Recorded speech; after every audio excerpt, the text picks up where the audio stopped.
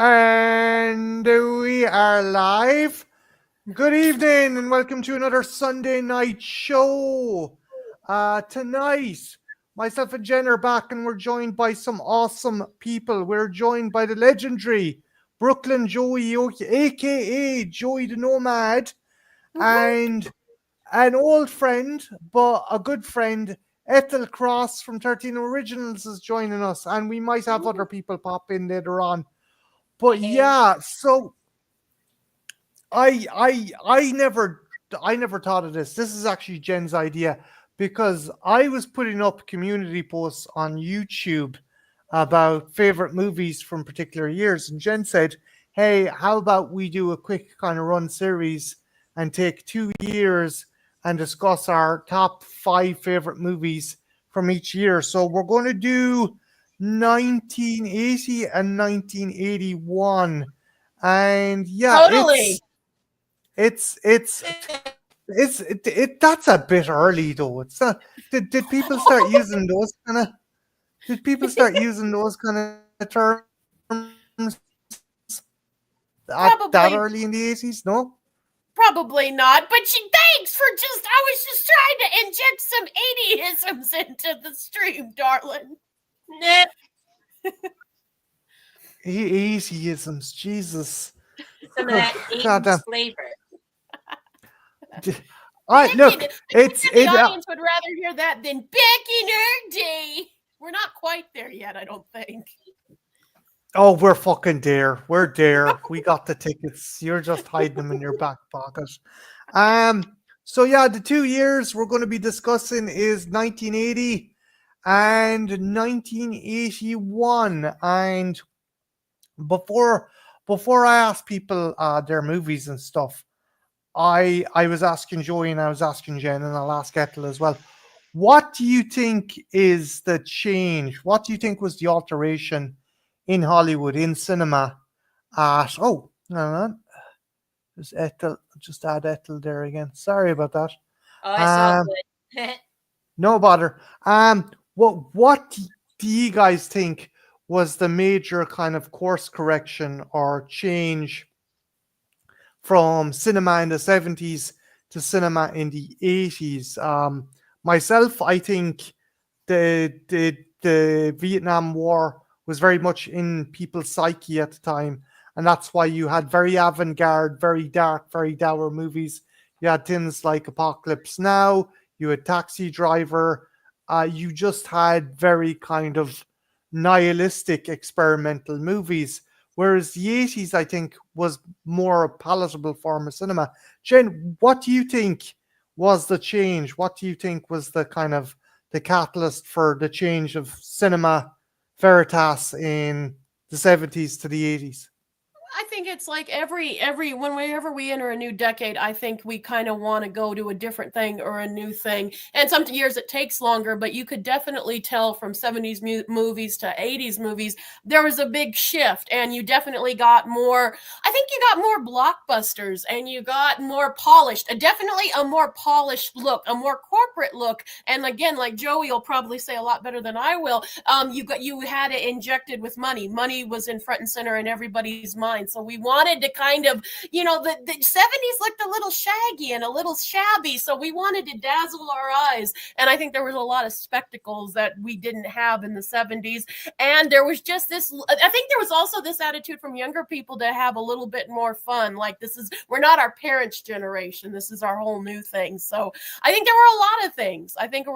But I think money was definitely one of the big ones, I think. Money. Like a Okay. lot of things. Money and the Yeah. youth. Don't Mhm. trust anyone over 30. Exactly. Oh, So, shit. Oops. um, Ethel, I'm gonna bounce the question over to you and add on the kind of adage since you said it there. Do you think Reaganomics was a big catalyst for how cinema changed as well? I think it was a big factor because, like, we went from the 70s, which were a desperate time of want and need, into the 80s, which became a time of plenty, almost Mhm. to the extreme. Gross plenty. Too much, in fact. Settle down, America. Calm down. And cocaine too, Marty. Don't forget cocaine. We went from the flower child generation to the hey motherfucker moved over in the public bathroom sink. I'm trying to snort this shit here, kind of thing. Everybody had a pocket mirror and a razor blade. Why not? Who doesn't? Jesus Christ. Yeah, the cinema in the 80s though, as Joey and Jen was saying, was that bit more optimistic, but there was still, especially in the early 80s, there was still a dark kind of twinge to it, because you have movies like Dragon Slayer, you have animated movies like Heavy Metal that were the kind of counterculture that was in the 70s seeped into under the door into the 80s, and you can kind of see it there with that. Joey, what's your thoughts? What do you think is the biggest kind of difference from the transition of 70s cinema to 80s cinema? Well, like I was telling you guys before we went live, the 70s was a darker time. There was inflation, there was women's lib, and there was still a lot of racism, which there's still today, believe it or not. And then, but in the 70s, it was darker times, and there was the garbage strike where people's garbage was overflowing on the streets. No one was picking up the garbage. It was a dirty kind of time, and you had the serial killers like Son of Sam we were talking about, and mafia murders that were happening back in the restaurants back then, with like big Paul Castellano getting gunned down in a Manhattan restaurant. But it was a dark time, and then like. And the movies were gritty, like Deer Hunter and the Super Cops and the Godfathers, and the blaxploitation films like Superfly and Shaft. And then the 80s came along where everybody was getting cleaner, and they wanted to make money, and they wanted to get into better shape. And you had Reagan, and everybody wanted to. It was a change. And then the movies got bigger, and I'm not going to say better, but they got bigger with bigger budgets, and the special effects were starting to change. Now, if you saw the 70s, except for Star Wars I thought was pretty good special effects for 77. But if you watch some of the stuff, it was basically looked like a flashlight. If someone was shooting a razor gun, it's like someone going with a flashlight, But in the 80s, the special effects were going off the charts, and you were going to the movies, and you were like, wow, you couldn't believe what you were seeing. And with the Vietnam War and still going on in the 70s, it was depressing. And then in the 80s, it was like, they're still over there, let's go bring them home. And you had Chuck Norris and Stallone, and then the action movies were bigger, and I have to say better, because you had the big three: Chuck Norris, Stallone, and Schwarzenegger, and then later on Bruce Willis. But those guys, they changed the face of action movies. I would agree with you on that. It's definitely Reaganomics was definitely a big kind of factor in that, and it's like fucking like Joey pointed out, let's go get our guys back. Let's do this. It's America pushing forward. America's going to be the hero. The 2 years we're discussing, 1980, 81, I do genuinely think, though, that a bit of that grimness did seep into the early kind of offerings from the 80s.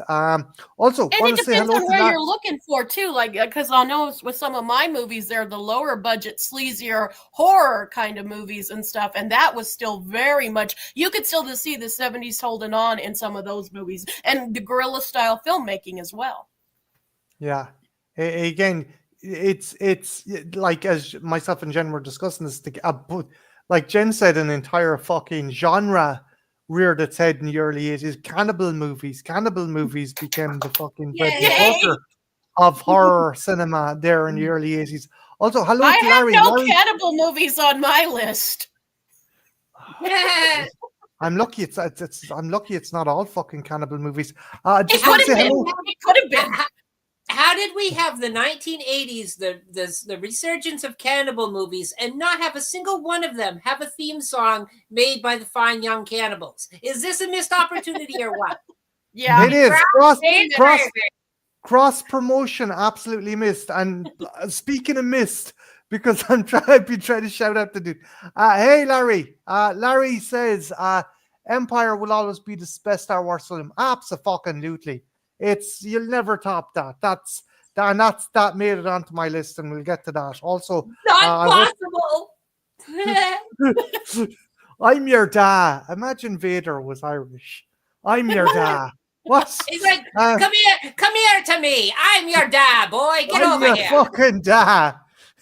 I cut your fucking hand off if you fucking touch that cake. Anyway, he's screwing around with that green bastard. Get over here. Come back the fuck. Fucking bastard. What, you kissed your sister, you dirty bastard. You're going to hell for sure. But also, if you haven't checked out Larry's channel, the Horror Cat Dad, check out his channel. Does awesome figure reviews, genuinely, awesomely nice dude, and he does some great stuff. But yeah, I digress. So let's get to the task at hand. So I'm going to start with my girlfriend. So Jen, what are your top 5 flicks from 1980 and why did they make it onto your list? I have a few honorable mentions, but I'm not going to mention any of my honorable mentions till everyone goes, because I have a feeling a couple of my honorable mentions might be on some of you guys' list, so it'll be interesting to see with some honorable mentions. But for the actual list, now it's me, so of course you all think I'm gonna have some horror movies, and yeah, I will, but I tried to also inject some diversity. So I will give you guys what you're expecting first, and I do love cannibal movies. Like, that's a subgenre that I fucking dig. And I had to play a little dirty with my first one, because my first one has 2 picks, because everybody talks about Cannibal Holocaust, and very fucking rightly so. The director had to drag his actors in and go, I didn't fucking kill these people, they're alive. And he had to recreate actually how he did, the one where, as I dub it, the ow my ass scene, right? He actually had to show the court how he did that, because it looked so fucking real. And it's a fucking wonderful movie. And that fucking score, even if cannibal movies aren't your thing, oh my God, that score is just gorgeous. It comes out of nowhere. So you have a movie about rape and cannibalism, and it begins with dee, dee, dee, dee. And this is a movie that you could almost believe was made in the 70s. It still has very much the 70s feel, and it has a very grittiness and a rawness to it, and in a porno sense. Well, we have a porno actor in the movie, and it's a fucking glorious movie. But what always chaps my ass is there's another great cannibal movie that came out from 1980 that no one talks about near as much, and that is Eaten Alive. And that's why I did a double bill on this one, because Eaten Alive, Marty, it has a scene where a guy rapes a girl with a dildo covered in snake blood. I fucking love it. It's so charming. It's just so good. Bye monetization. Did we forget to mention Eaten Alive when I did the whole cannibal things like a year or two ago? I don't think I was on the panel yet, because I would have mentioned Eaten Alive. Because, really, everyone always talks about Cannibal Holocaust, and rightly so. I fucking love it. And yes, I know some people are uncomfortable with the animal cruelty scenes, and I don't condone them either, and I hate it, especially that turtle scene. But it's a fucking fabulous movie. It has so many wonderful things. But Eaten Alive is such a good one too, guys. A woman gets raped with a dildo, and instead of using lube, they use snake blood. I fucking love that. Maybe it was a bad idea to get you to go first. It is. Bye-bye, audience. It shows the grottiness, and this is where both of these films really hold over 70s sensibilities. But I think it actually goes a little further than the 70s goes. I think this is what these two movies kind of show the transition, that one foot still in the 70s and one foot still very much the 80s, because it has this bold, I'm gonna fucking push the boundaries even harder. And I love these two movies, and that is why they had to be on my list. I'll get the other horror movie out of the way, and then, believe it or not, the rest of the movies are more legitimate movies. But the other movie that came out in 1980 that I couldn't not have it on is fucking Maniac. Oh my God, do I fucking love Maniac. This is a movie that I always say is the grottier. This is a truer book to Psycho. I always think of it because Joseph Bonelli plays basically the Norman Bates that was in the book. Anthony Perkins always gave us a much more poetic and sympathetic kind of character. This is the guy that Maniac is the guy that really was Norman Bates in the book. And I just love the performance. And I love that ending scene where he just goes off his fucking rocker and all these mannequins and come to life and get him. It's so fucking good. And again, a much 70s sensibilities, and that subway shot where he's, stalking the one girl. I fucking love Maniac. Who doesn't love Maniac? Did anyone else have Maniac on their list? It's such a great movie. No, I don't. I don't, unfortunately. Sorry. Fucking, and you people call yourself movie lovers. Yeah, but I do. I mean, but the thing, even with his portrayal of the titular maniac, he doesn't have as much sympathy as you would at Norman Bates. But what I like about it is you do still sort of feel sorry for the guy, but you're more creeped out by the dude. Like it's a weird mix of you feel sorry for the guy, but if the guy came close to you as a woman, you just want to draw back and take a shower. But there's a part of you that your heart goes out to him, and you're like, oh, but get the fuck away from me, dude. It's one of those weird things. Or at least that's how I always see him. So, I mean, it's a very complex role, and just the cinematography in it, and it has very low budget guerrilla style filmmaking too. And we also see, a head explode. That's like one of my favorite head explosions. That is the best, where he jumps up on Tom Savini's car and just blows his fucking head away with his shotgun. And as we were talking about, because when we were talking about serial killers earlier, he targets young lovers, in that scene in particular, it's two young lovers in a car. So it's very reminiscent of the times of some other serial killers who did that as well. Yeah, like the Zodiac killer and shit. He fucking, yeah. And the Son of Sam. Son of Sam, and who was Ted Bundy? Bundy, yeah. Who was the fucker out of Texarkana that used the town that dreaded sundown? Oh God, blanking. Did they have a name for him, or just fucking? I don't know. If Sparky was here, if Sparky was here, but.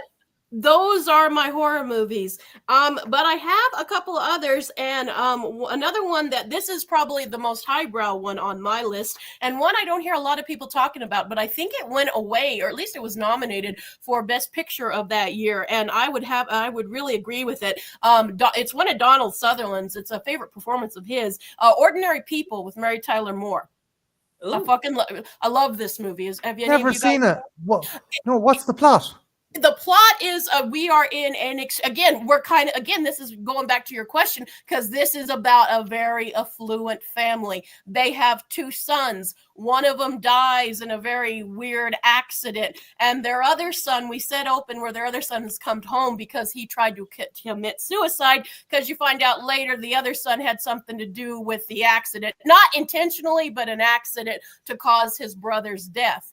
And it's about Donald Sutherland and Mary Tyler Moore, and how, even though they love each other deeply and they love their children deeply, how their grief tears them apart because they grieve so differently. And you come from this very affluent home, and it just shows you an inside of how people grieve, and how Mary Tyler Moore does not want to accept the fact of certain things. And there's nothing wrong with my other son. He didn't try to commit suicide. That was an accident too. And Donald Sutherland's like, you got to face reality. And it's them clashing. And it's a very quiet movie, but it's very heavily emotionally impacted. I've always loved it. Not a happy movie.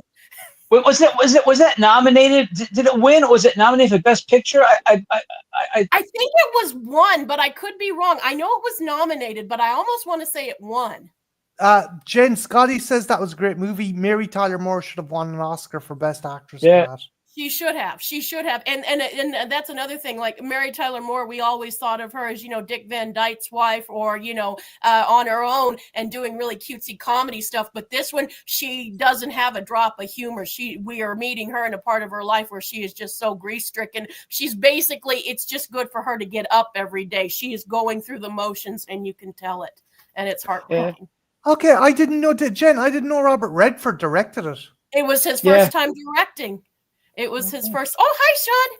Hi, Scott. Hey, Sean. Yeah, it's one that, like, it was beloved at the time, but it's one that time has forgotten. And I can understand why. It's not a feel-good movie. It's a very heavy, not particularly happy. And Donald Sutherland and Mary Tyler Moore do grieve very differently. And their son feels so much guilt because he didn't do it on purpose, but it was an accident. So he feels like it's it. And of course, the dead brother was the golden child of the family. So that makes it gives you all kinds of aspects. You know who they chose over her for Best Actress that year? I don't. She should have. Scott's right. She should have won. They chose Sally Field for a portrayal of Norma Ray. That's a good one, too. Was that to her whole "they like me, they really like me" moment? No. I think that was later.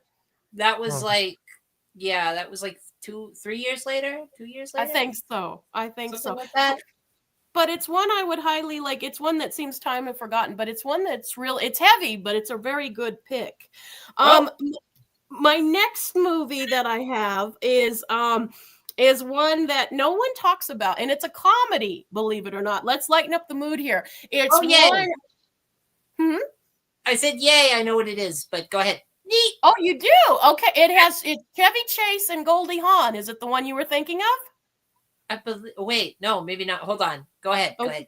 Okay, so it's with hi Brian. It's with Chevy Chase and Goldie Hawn, and that is a movie by Neil Simon called "Seems Like Old Times." And it is a very you know it, Joey, huh? You know it. Yeah.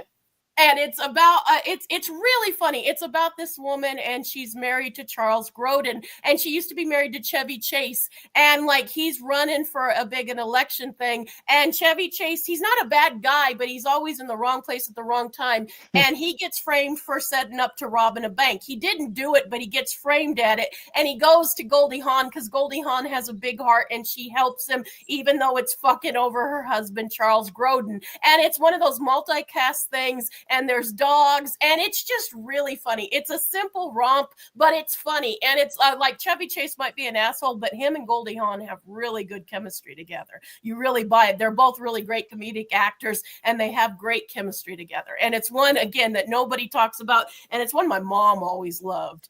And she's always getting dogs. I guess you might like this, appreciate, because Goldie Hawn is always finding dogs and letting them stay because she feels bad. Your mom's Goldie Hawn in that movie. Jesus. Basically. It's real funny. And it's a very lighthearted farce, and it's comedy of errors, and it's probably of its time, but it's really cute. Cool beans. So that's your 5 for 1980. I'll come back with your actually, because Eaten Alive was I actually have one more. Okay, go for it. My last one is another movie that time has forgotten, and I don't know what people still talk about it. I'll be interested to hear what Joey thinks of this one. Cruising with Al Pacino, because it is set in New York.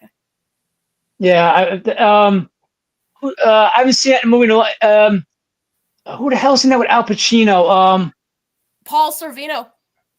Paul Sorvino. That's with the gay prostitutes. Yeah, I haven't seen that in a long time, but I remember that when I was a kid, watching the trailer for that, and I love Paul Sorvino too.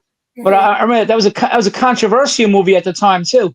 Very much, still is today, because there are some people from the LGBT community that still see it as it was exploiting more than celebrating. It depends who you talk to. Very touchy, that community. I loved this movie. Al Pacino plays an undercover cop, and there's a serial killer targeting gay men, and he goes undercover in the meatpacking district, and has to try to find. And it shows both the good and bad, and there's a lot of interesting behind the scenes stories about it. And you know who directed that one, right? No. The same guy that did The Exorcist. Oh, Freaking. Oh, okay. I did not know that. Freaking did it. There's this wonderful story where they to get really authentic, he somehow got into a gay club, a gay leather bar, and they had to dress as dress codes, and he was in the bar all night. And there's some stories. This one might be a movie Sparky and I cover for Pride Month later on, because it's not exactly a horror movie, but there are some pretty vicious scenes in it. And Al Pacino is wonderful in the picture. He's great in everything. For actual authenticity sake, they had the gay prostitutes spew pea soup. It was amazing. You've seen it, right, Marty? You've seen it. I ages ago, Ethel did fucking, I think Art done a watch along for it at some stage. It's been, yeah. Did he do it in a back room or was it on live? Because I can never remember. I know with Art, it's all a fucking haze, to tell you the truth. I know if we saw redacted censored, it was in a back room. Yeah. But then again, we've also seen redacted censored in a not back room. Yeah. Very so cool. It's a good movie. It's a really good movie. Cool.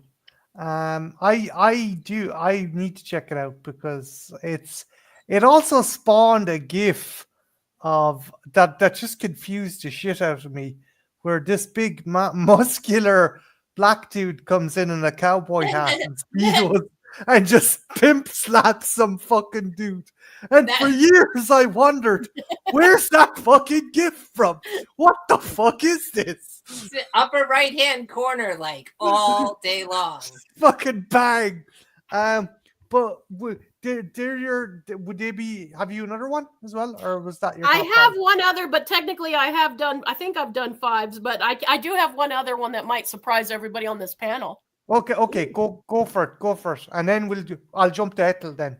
Okay, Bon Voyage, Charlie Brown, and Don't Come Back. Like my mom was a big Snoopy fan, and like this one was always my favorite out of all the Peanut specials. This one was my favorite.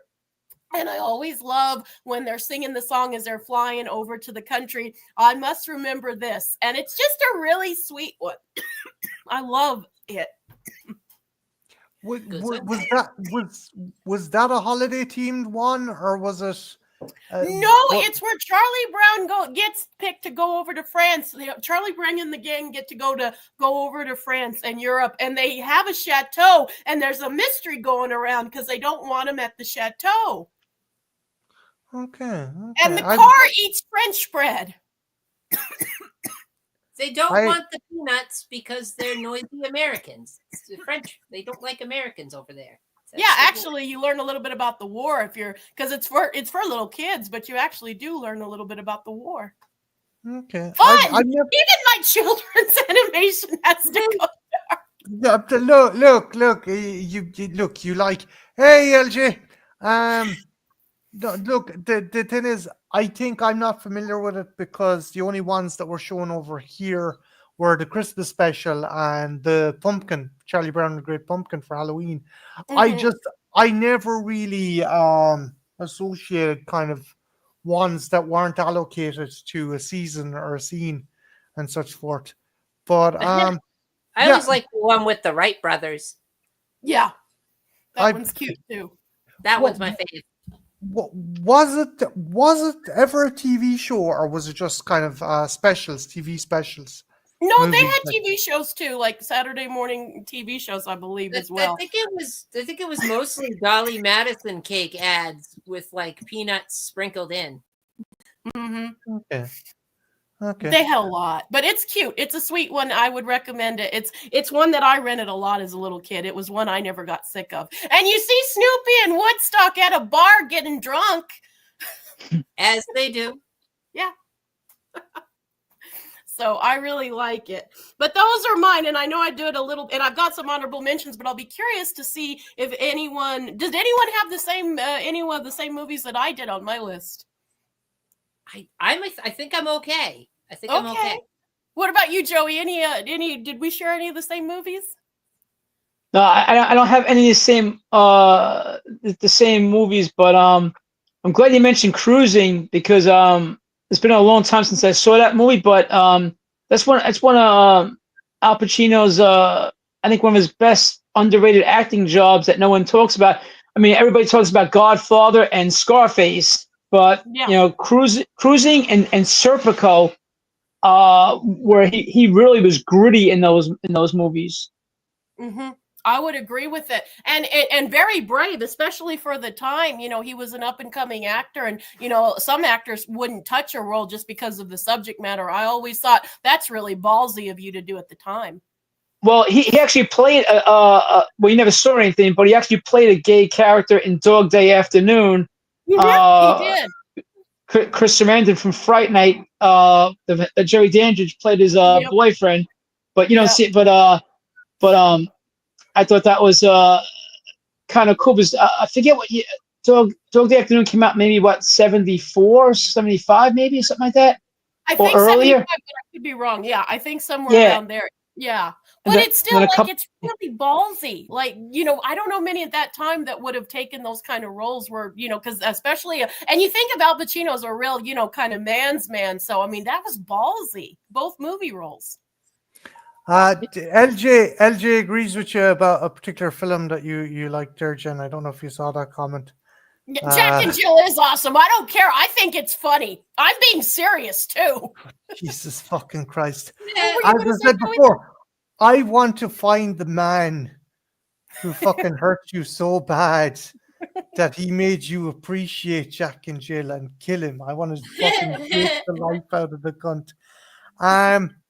But yeah, Jen you've a couple honorable mentions, but we'll move on to Ethel and then we'll come back around and do we'll do Joey then, and then we'll come back around to people's honorable mentions and stuff. Ethel, what are your top 5 movies from 1980? All right. So after careful consideration, I tried to stick to stuff that like people like would recognize most likely. And I thought about it and I'm like, well, what do I really enjoy the most out of what 1980 had to offer? So this is what I came up with in no order of importance. This is very important that there is no importance. If you can follow that, I think that makes sense.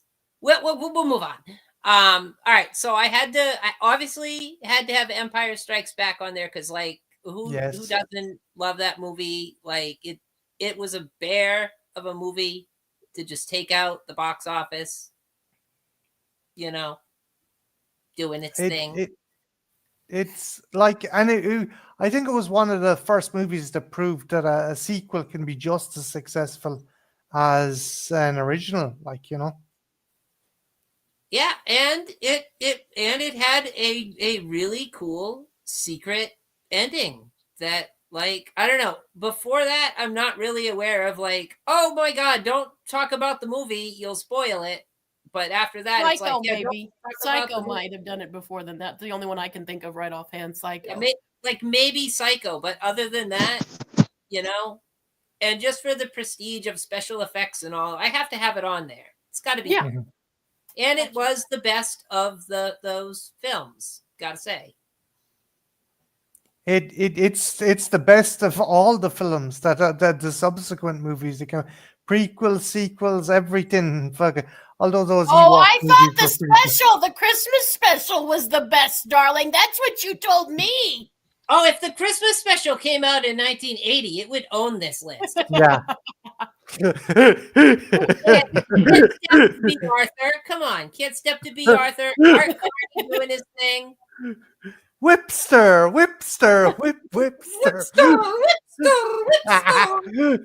It's like, Art, what are you doing? Hey, Trench. Hey, we got Trench in the chat. OMG. Did Ethel, again, I'm not trying to put age on you or anything like that. You didn't get to see this in the cinema, did you? You probably like Oh either no, not born or too small or like. no. I first watched it on HBO. I remember that. Yeah, flying through the cities, and it turns into the big logo. So yeah, I watched it there. So I put that on the list. So check that off. Enough said about that, folks. We know, everybody knows about it, and if you don't, just open the internet. 30 nerds will descend upon you. Oh God, you know that Luke's father, Anakin, he was a virgin birth, and you know that he ran pod races. He used to, yes, calm down. So I had to have not science fiction, but I put it on the list because I love it. Airplane! Exclamation point. Yes. I got that on my list too. Honorable mention on mine. Gotta have it on there. It's got so many good gags, and I don't know, it was like a big deal for spoof movies. You kind of have to acknowledge that. Like they existed before and many afterwards, but that one was like, I don't know. You took notes. I love that one. Well, I don't know if it was this one. Sometimes I mix up this and the sequel, and just the air hostess going, "Everyone, put your head between your legs," and then your own legs, father. That was fun. And Leslie Nielsen, was that his first foray into comedy? Ethel? Yes. What didn't he have one? What the hell was it? I think that was his first big comedy, but I thought he had something small before that. When did From the Files of Police Squad come out? Was that was 80s or was it 70s? I believe that was like 81 or 80. I have the series. It only went a couple of episodes, but it was such a great show. And but it was, people didn't watch it for some reason. And then I guess when they started watching the reruns and they did the movies, because it got popular, and they did the movies in the theater, and then the movies was gangbusters, and they switched partners. They took the actor who played the partner on TV, and they switched it to George Kennedy, Academy Award winning actor, and they put Leslie Nielsen and George Kennedy together, and I mean they were great together. Magic. Ethel, that is a great pick, because as well, Lloyd Bridges, I picked the hell of an A to stop sniffing glue. I love the scene in the disco bar where the guy gets stabbed in the back and Staying Alive is on. It looks like he's dancing. He's trying to get out. Or the fellatio when she's literally blowing up the automatic pilot. Yeah. They both have cigarettes. You know what part I really love it when Robert Stack is going through the airport and they're playing that tough song for him, and he's beating up all the religious people, and the guy goes, "Help Jerry's kids," and he bops him on the neck, and I love that scene. They took all these serious actors, Robert Stack, Leslie Nielsen, Peter Graves, Lloyd Bridges. They were all serious actors, and they put them in a comedy, and it worked because those guys were straight actors, and they gave Leslie Nielsen a second career, and it turned him into a comedy legend. Mm-hmm. The pie. I'm Ethel, thanks for picking this, because I'm after thinking of all the scenes. Hey Timmy, do you like movies about gladiators? It's like, what the fuck? A grown man naked. Yeah. I just want to let you know we're all counting on you. Aye. Or the fight over the PA with like the married couple. The yellow zone is for loading and unloading. No, Jan, the white zone is for. No, I think it was the red zone. The jive talking. The jive talking with June Cleaver. Yeah. So it's a classic, and it had to be on there because it's just hilarious.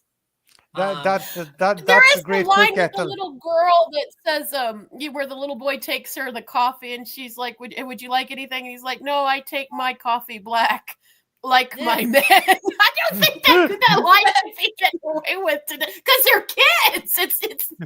I love that. No, Ethel, that's a great pick, and I can understand as well why Joey would have it on his list because it's a fucking awesome movie. It's Terrific film. yeah. Yes. So what else have you got for us, Ethel? All right, so I also have The Fog on there because John Carpenter, gotta have it. Adrian Barbeau, it's the Ghosts, Lighthouse. Come on, I have to. It's awesome. Yeah.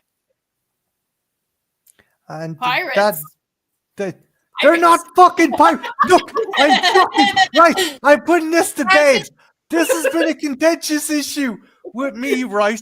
He was a maritime fucking sailor. They were not fucking pirates. Pirates do not give their fucking treasure to people. They come on, they raid. He offered monetary exchange for him and his fucking people to stay on the island. Okay? That's bullshit. That's absolute bullshit. That is besmirching someone who died under tragic fucking circumstances, okay? They just want their cross. Yeah, exactly. They're not. They got fucking screwed over by that fucking dipshit community. And not only do they have to fucking roam the afterlife in both real life and in movie, people are like, they're pirates. They're not fucking pirates. They were just maritime fucking sailors who wanted to have a leper colony. If they were pirates, they would have killed everyone on the fucking island and taken over it. And I think we're skirting the bigger issue of their punishment. They have to roam around in fog. Do you know what that does to their clothes and hair? Yeah. Dear God, like we've all seen that episode of Seinfeld where Elaine gets hit with the steam. It's exactly what those pirates look like. Trenchy's right. Ghost pirates have more of a ring to it. Trenchy's But right. they're not pirates. That is so offensive to people who died under tragic circumstances. They prefer independent privateers.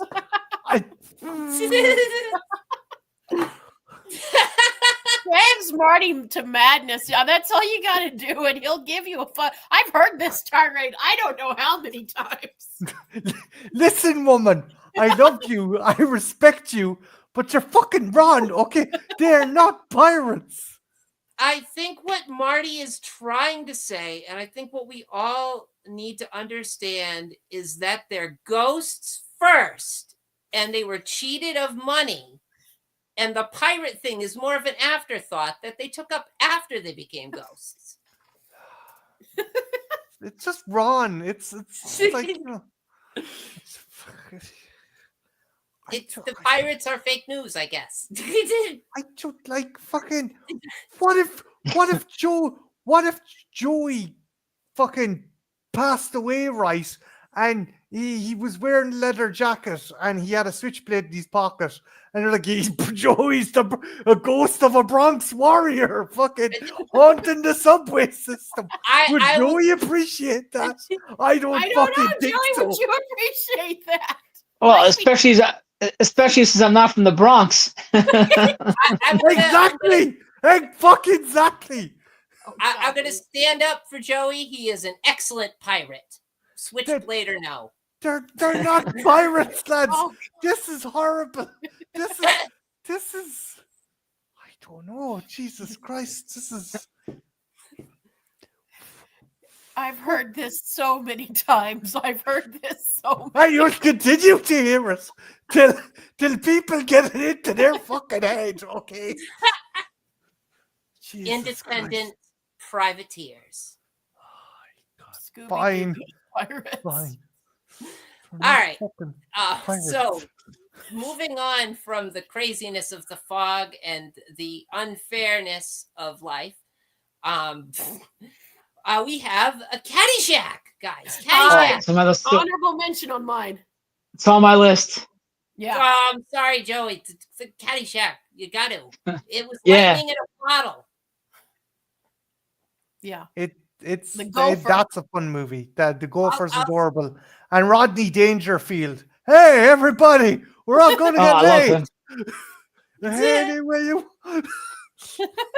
I'll save all the facts.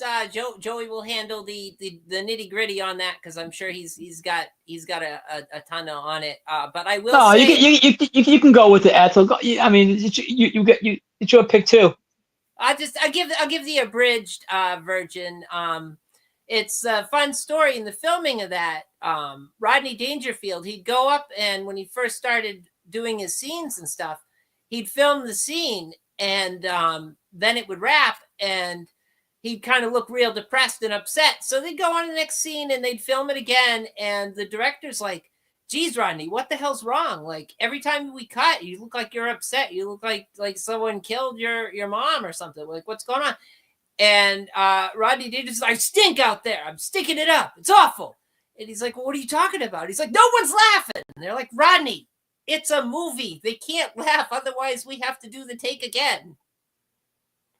So he's still so used to doing stand-up. Stand-up. Yeah. That's the poor guy. He's like, hey. He was a character. Bombing.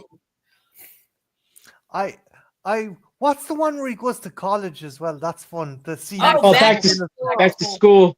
Yeah. That had a great theme song in the trailer by Oingo Boingo. Yep. Yeah. Dead Man's Party. Yep. But personal favorite of Jen. I remember the fondness of Oingo Boingo. Oh, I love that song. Burt Young's in it too. Mm-hmm. Kinnison is fucking brilliant in that movie. We should have gone back in there to the 48 parallel and given it to those rice eaters. I just love that fucking. Tell me why. Tell me, say it. Because McCarthy didn't have the balls to go in. He really cares about what? I don't know. It's like that's probably Sam Kinnison's best known thing that he ever did in film or television. I think. Yeah. That and the angel he played in Married with Children. Yeah. The Guardian. Oh yeah, that was great. But Caddyshack kicks arse, and again you've Chevy Chase and Bill Murray and Ted Knight.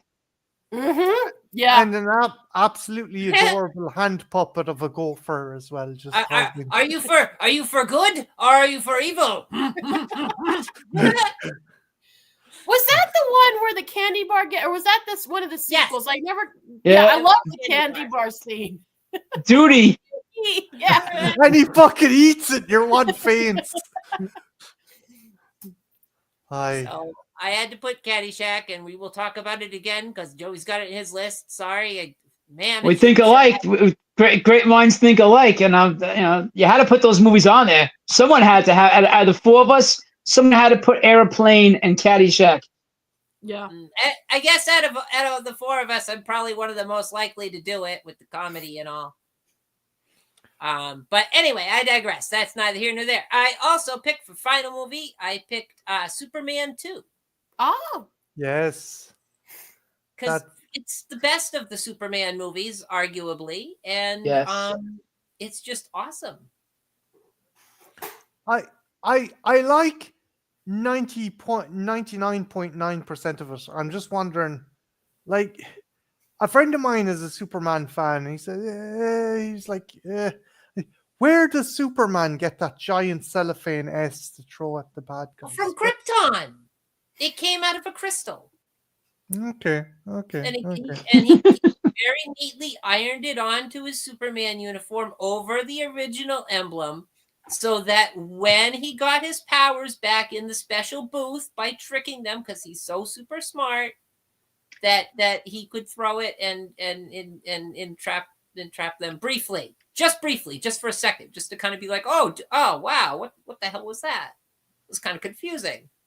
It is a fun movie, and you can tell, well, bar fucking Marlon Brando, a lot of people are having fun in that movie, especially Gene Hackman. I think Gene Hackman having the Zod and the other supervillains to bounce off is funny. He's like the bit where they're threatening him, and Superman arrives. He goes, "Oh, thank God, Superman! I mean, get him!" I love that. I love that line. That's a great moment. The big dumb guy always cracks me up. Jesus, yeah. I can't remember his name because there's Zod, then there's what's her face, and then there's the big dumb guy. Hang on, I looked Yeah, it up. I forget. He was a professional boxer. I forget what his name is though. He's still doing the Comic Cons. And he was in The Hero and the Terror with Chuck Norris. He was the bad guy in that movie. He was the serial killer that was killing the women. He was the Terror. But I forget his name though. I can't think of his name. It's something Irish. Marty. Marty. No. Marty. I don't. No, the name is Irish. Hold on. He's my brother. Right, Jack O'Halloran. Jack O'Halloran. Yeah, Jack that's O'Halloran. it. That's it. Yeah. I was gonna Jack say O'Halloran played Non. there's like only 6 names it could be. Non and Ursa. Ursa was the chick, and then you had Terrence Stamp as Zod. I love the extended edition when he comes in and kicks the shit out of the Secret Service, and then is like messing around with the M16, and he's like, "What the fuck is this piece of shit?" And he's playing with it like a water pistol. I had a crush on her. The evil woman. There's something about her. She was just, she reminded me of Evil Lynn from He-Man. She would have been a great Evil Lynn. Sarah Douglas. Ironically, she was actually she turned up in Supergirl, the Supergirl show, but she was in Falcon Crest. She was a mainstay actress in Falcon Crest. Wasn't she on an episode of V? Double check. I might be wrong. I'm probably wrong, but I feel like she was on an episode of V with Robert Englund. She was in Return of the Living Dead 3. Oh, okay. I remember that. V. Yes, Ethel is right. Give Ethel a microwave oven. She played Pamela in the Final Battle TV miniseries. So, there you go. Shout out to the V fans. I'll highlight the comments because I don't want people thinking that I'm ignoring them. Tracy says, hey, isn't he the word that since Superman had to use to have a ring that would... Yes, in the comics, he had a ring that would shoot out a mini Superman as well. And then there was a discussion whether that mini Superman could have a ring that would shoot out a minier Superman and so on and so forth. And just like a nesting doll. Yeah. Basically. Of Superman. What else? Shannon. Brian says the big guy sort of looks like Richard Kyle, but I don't think it's him. No. Definitely not Jack Richard. O'Halloran. Richard Donner had a revised version of 2 that was done more to specifications and had some cheesy effects that he left in because he thought it worked fine. Okay. It was cool. Are we saving honorable mentions for the last-ish, or do I do them after we... Last-ish? We'll do Joey and myself, and then we'll go around with our honorable mentions, okay? So, what? Come on! Jesus! I didn't say a fucking word! You don't fucking have to at this stage now. Jesus Christ. Anyway. Ethel, so that was your 5, right? That was my 5 for 1980. Good picks. Very good picks. So next we have the awesome Joey. So Joey, what is your top 5 movies from 1980? Well, I kind of I couldn't get 5, so I got 6 for 1980 and 4 for 1981, so I could even it out. So I didn't want to cheat. Okay. So I couldn't decide. I didn't want to leave anything out. So at the last minute I said, "Oh my God, that's from 1982." So I had to grab it. So the first one I brought them just to show. The first one I got is Raging Bull with Robert De Niro, and yeah, I think it's one of the greatest, not only all-time acting performances, but for 1980 because the shape he got in to play Jake LaMotta, and when he was ripped as a boxer, and then the shape he got in to play Jake LaMotta when he was out of boxing and heavy. And they wanted him to wear a fat suit, but he didn't want to wear the fat suit, so he put the weight on himself, which is crazy. And he got really out of shape for that, And and just the acting that he did, and the whole movie was great. You had De Niro and Joe Pesci, and you had Coach from Cheers was in it. Kathy Moriarty from Hocus Pocus. So I think that's my favorite boxing movie of all time. So I had to put that on there. The second one I'm taking is I'm picking is Flash Gordon with Sam Jones, Flash. 1980. I mean, Yeah. I love the movie, and I met Sam Jones back in 2018, and he was like the nicest guy to me. I was the first one there. I watched him set up his table. We talked for like an hour. He was really cool. Quarter lines from the movie as we talked. And it's got cheesy effects, but I just love the whole movie. Timothy Dalton's really good in it. So I just since that movie came out when I was a kid, I always loved it. And the soundtrack by Queen. It's a fun movie. It's a really fun movie. All right, my third pick is Martin knows this one too, The Exterminator. Yes, Very cool. Freaking House. That's a great With movie. With Robert Ginty. That's like the Punisher. That's the kind of Punisher movie. It should have been the Punisher. Yeah. It's a combination of the Punisher meets Death Wish. So I just it starts off with a Vietnam setting, and then it goes to the streets of New York, and it's just it's a great movie. The gore effects was one of the earliest gore effects by Stan Winston, where the guy is getting decapitated and the head's just hanging there. That's a fucking great scene. Sorry, Joey, And- I didn't mean to cut across you, dude. Sorry about that. No, that was good. You brought that up. And then the helicopters, and this is before the Twilight Zone when Vic Morrow got decapitated. They had the helicopters in that scene too, flying all over the place and everything. I just love that movie, and I love the sequel also, which came out a couple years later. Okay, that's what 1, 2, 3. My fourth pick was at those two Airplane. I got both of them on here, but I just got a kick out of that because they took all these serious actors and they put them in a comedy. These were all straight actors, and they put them in this comedy, and it changed comedy. And like I said, it gave Leslie Nielsen a second career, and all the funny movies that he did, The Naked Gun and all that stuff. So, I mean, I love that movie. Then again, his Caddyshack, another Ethel pick. I mean, I love everybody in this movie. I love the score by Kenny Loggins to start off the movie. All right. I was listening to Kenny Loggins last night, funny enough. I was on a kick last night. Kenny Loggins is awesome. And,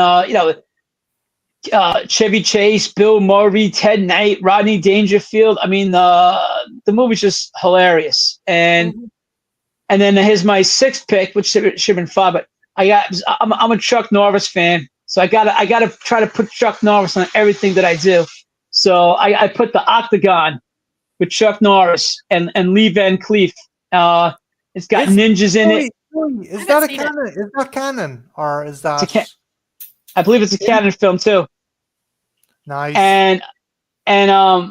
But it's got the Octagon, where later on the UFC took the Octagon, and it's got Lee Van Cleef, one of the greatest tough guys of all time in it. It's got ninjas.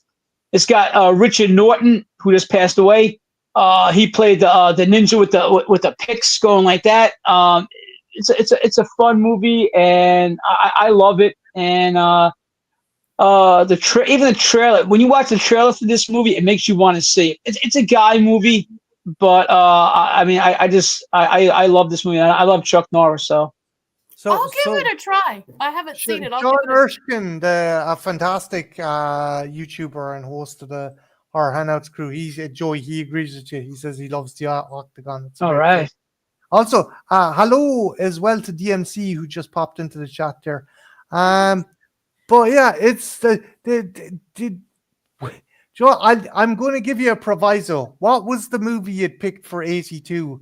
I'll give you what movie had you accidentally picked that was the wrong year? What did you want to mention? Oh, I didn't pick. I couldn't decide what to leave off for 1980.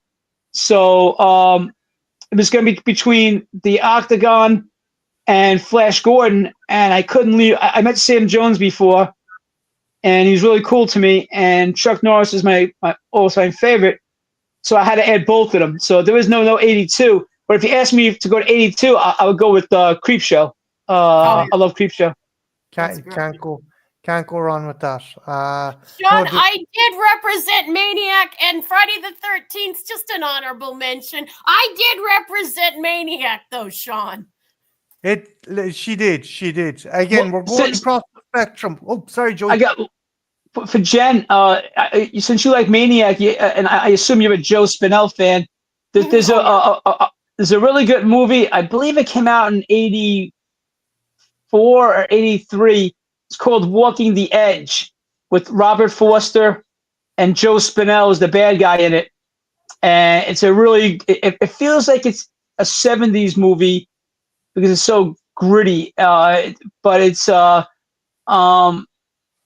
Forster is a cab driver who witnesses this Asian woman kill a bad guy who killed her family.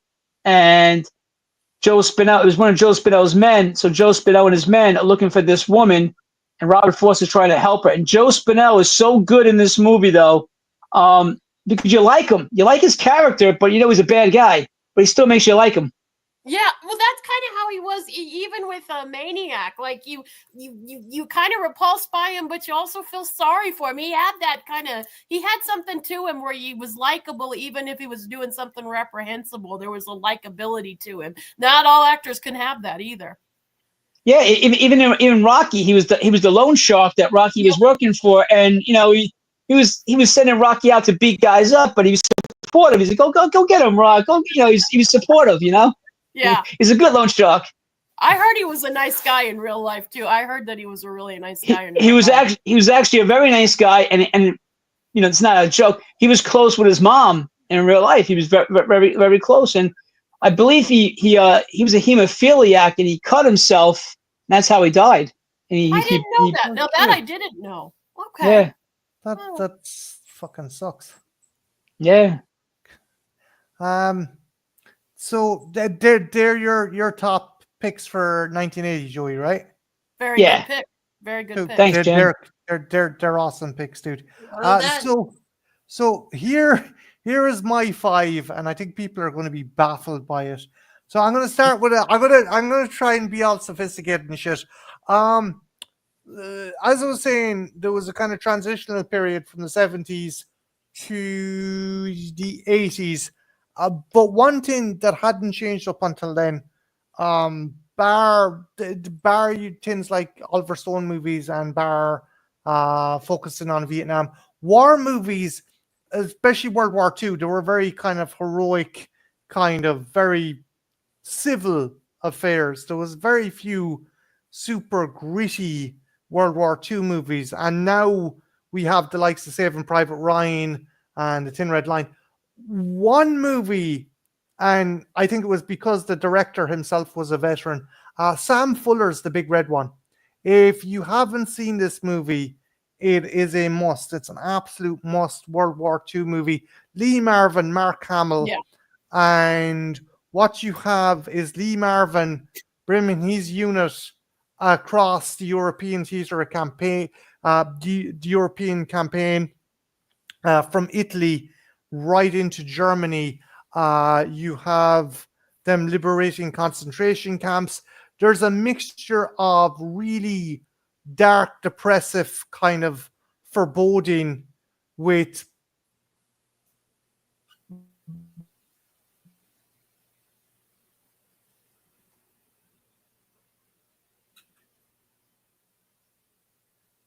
He froze.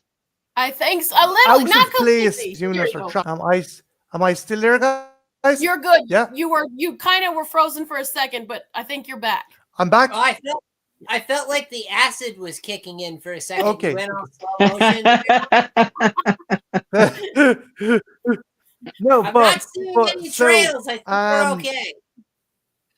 we're okay. So Lee Marvin is on the beach with his unit, and a mortar hits, and one of the guys is horribly wounded, but not fatally wounded. And he's like, Sarge, I think my balls got blown off.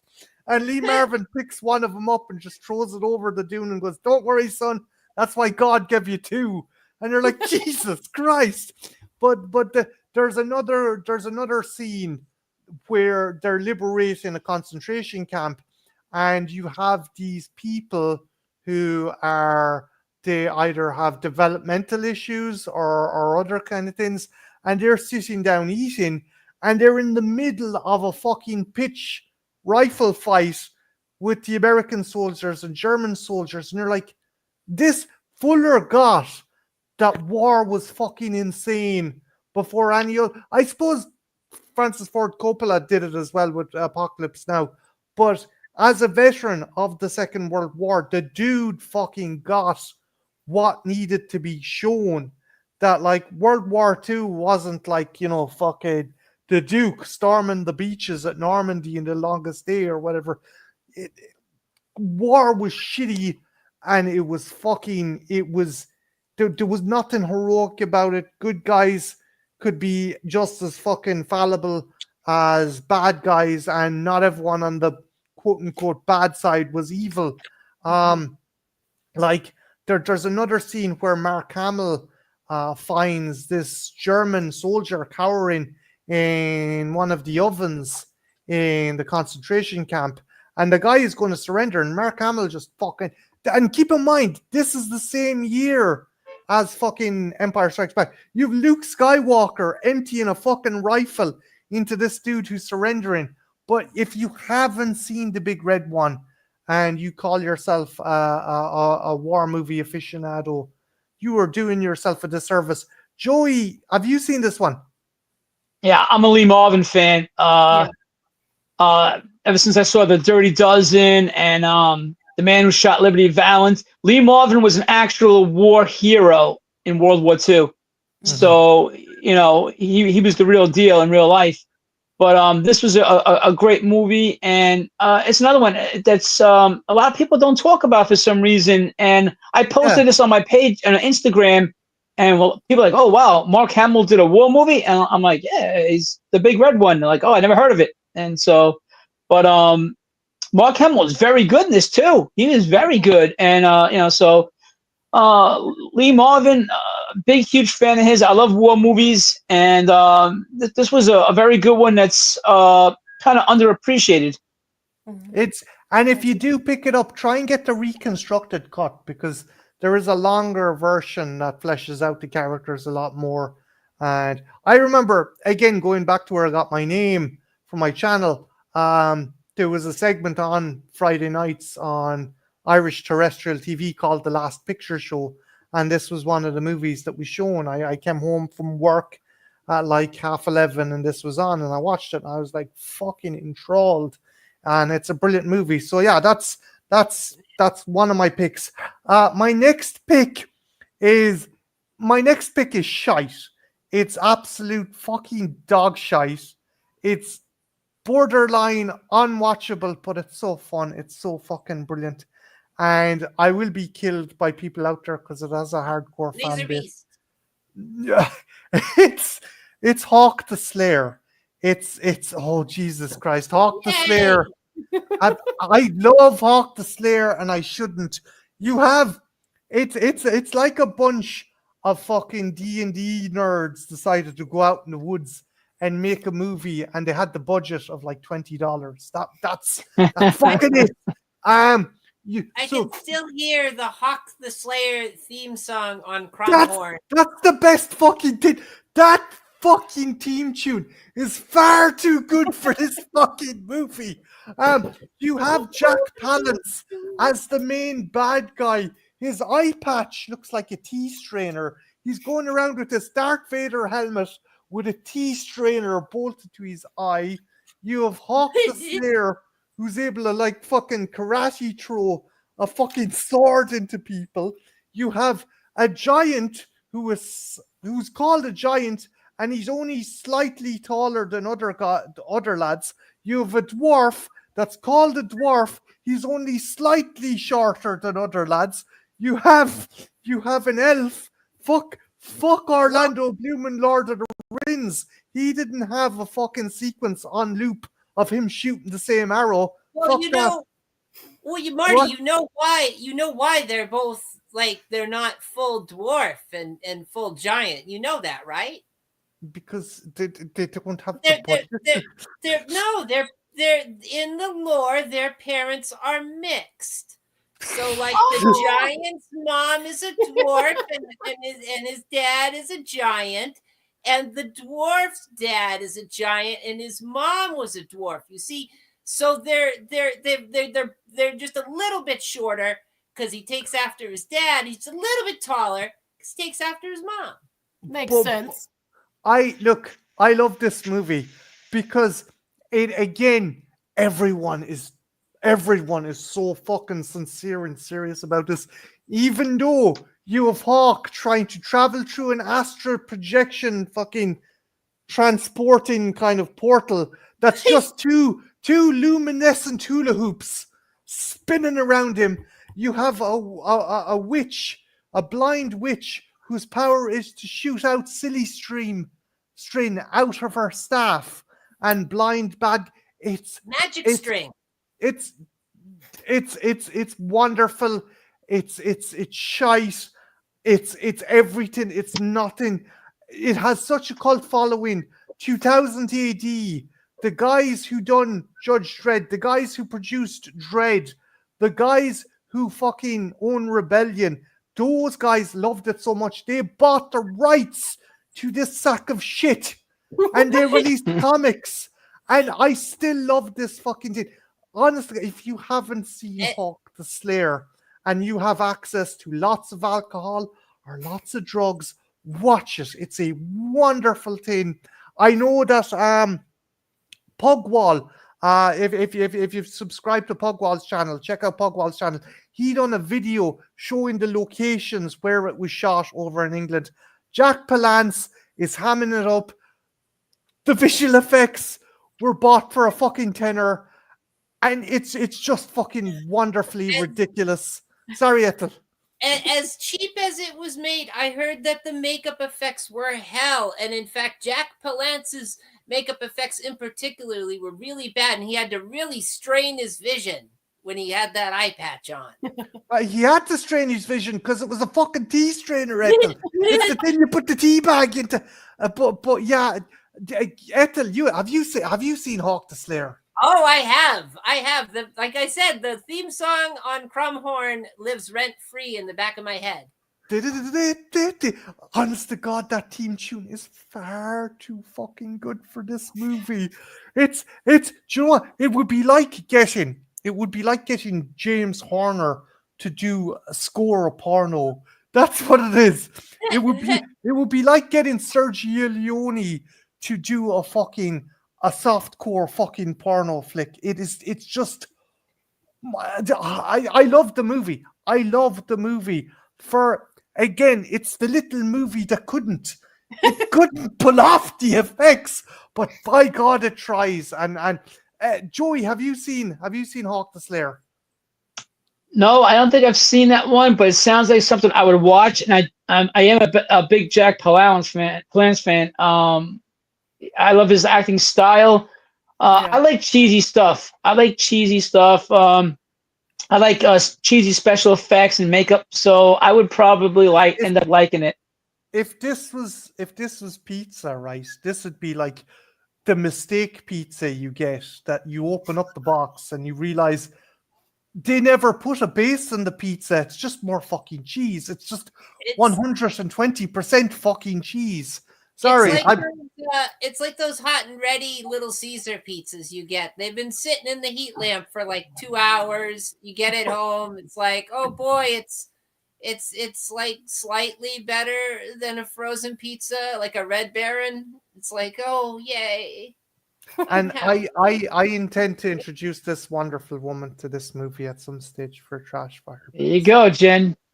But it doesn't have a dildo covered in snake blood. How legitimate can it be? I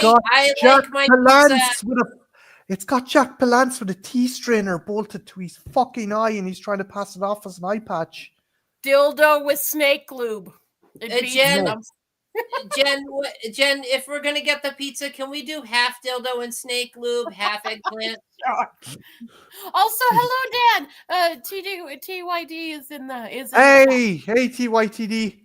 I saw him there. Sorry, I was on a fucking Hawk the Slayer tirade. I Sorry, know. I'll fucking cut through this because that's No. unfair. I was cutting through No, you. you were enjoying it, and it was fun listening to you. It was fun. The next one I'm gonna hopscotch. I'm gonna go fucking legit shite to legit again. I'm gonna go with Chuck Russell's Altered States because that movie is a fucking head trip, and William Hurt is brilliant in it. Yeah. Everything is taken. Even fucking South Park took it off. It's like when someone asks you, "Wait, what's the movie where William Hurt turns into a caveman?" Then Jesus, it's Altered States, and yeah, it's amazing. It's like I never have dropped acid, and I never will. If you've seen this movie, you're pretty damn close. Yeah, it's god damn. Jen, what's your thoughts on Altered States?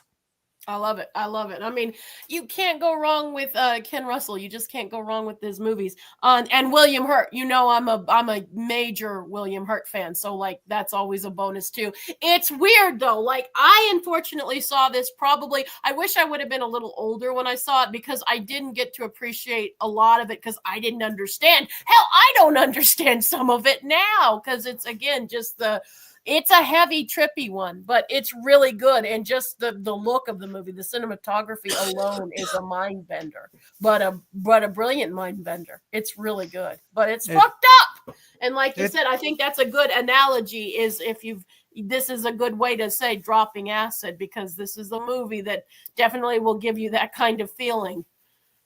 I like the concept that the dude is able to alter, hence the term Altered States. The dude reverts his own evolutionary fucking cycle at one stage and then transcends his own existence to turn into what's essentially a god or a superior fucking being.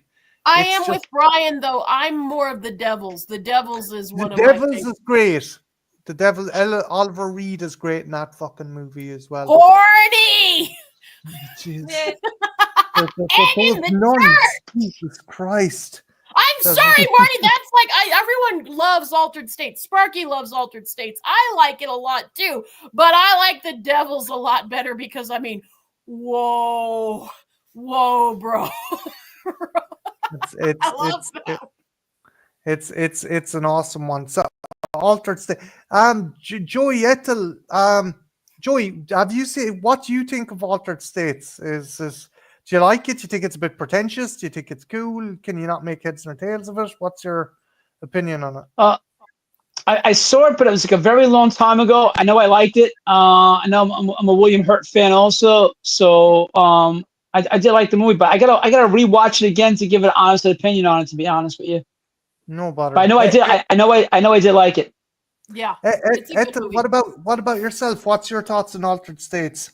I actually don't remember it. I feel like I've seen it, but I can't say for the life of me anything about it.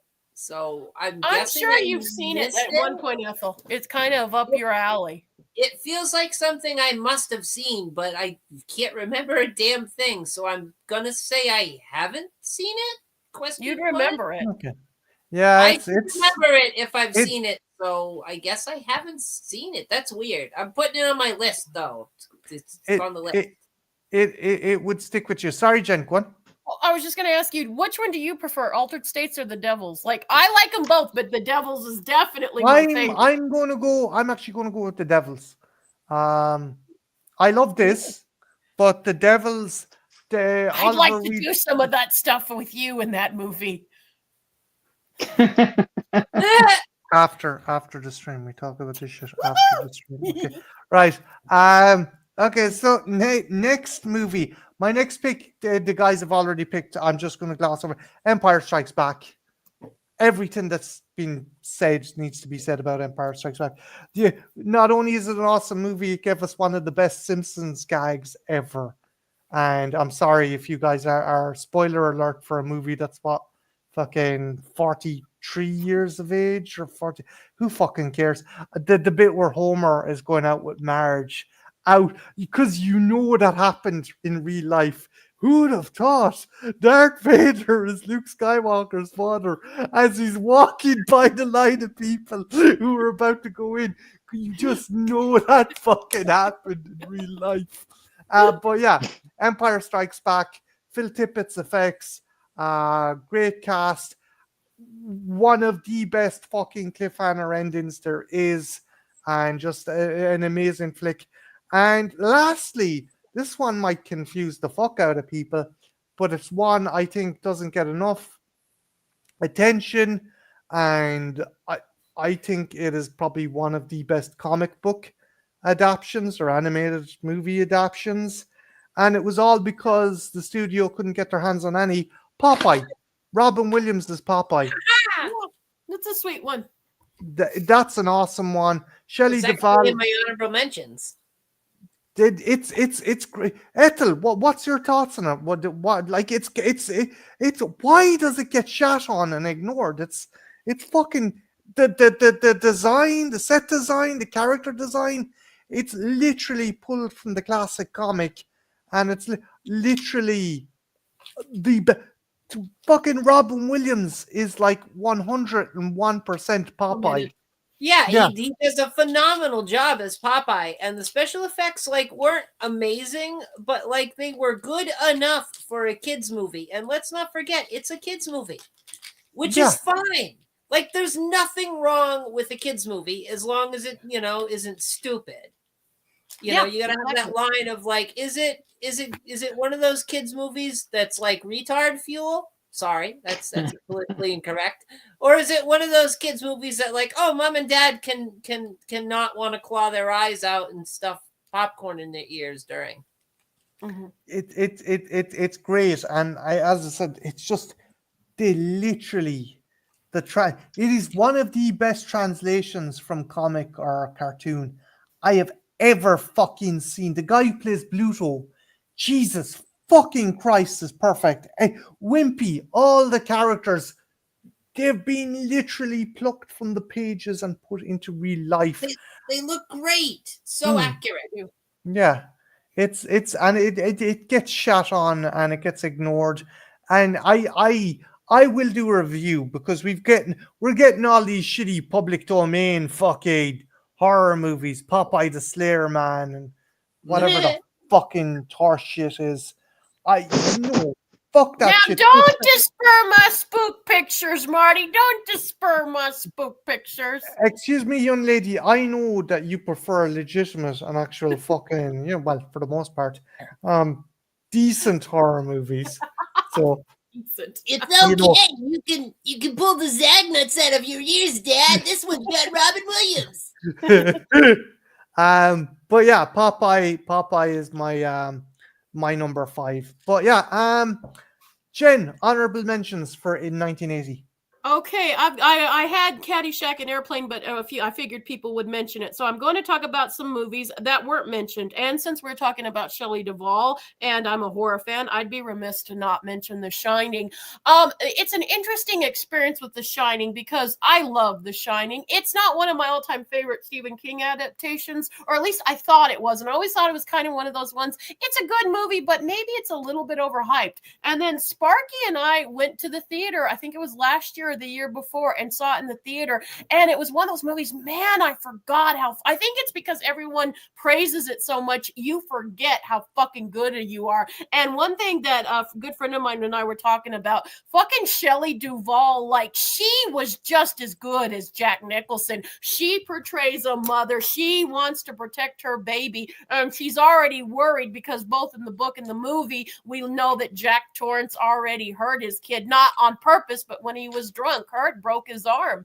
And so she's very protective. And I really like how Shelley Duvall does it because she's not a dish rag. She fights back and is protecting her child, but she's also scared out of her mind because what the fuck is she going to do? She has this little kid depending on her. She's trapped with this madman and there's no one in sight to help her. And she's trying to figure out what to do. And then if you've read the book, you know her backstory. She doesn't have the strongest self-esteem either. The only thing that always bothered me when I was a kid, because I read the book before I saw the movie, I love Shelley Duvall. I thought she was great, but it bugged the hell out of me because in the book she's a blonde, and in the movie, you know, she's dark-haired, and it always like, but she's supposed to be blonde. That always bothered me when I was a kid.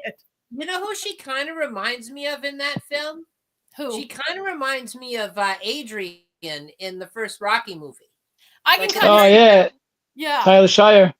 Yeah, it's like they sort of have the same mousy character. I think she's pretty. I thought Shelley Duvall was pretty. It's just the hair color because I was just one of those kids like, well, in the book it was blonde, so why can't she be blonde in the movie?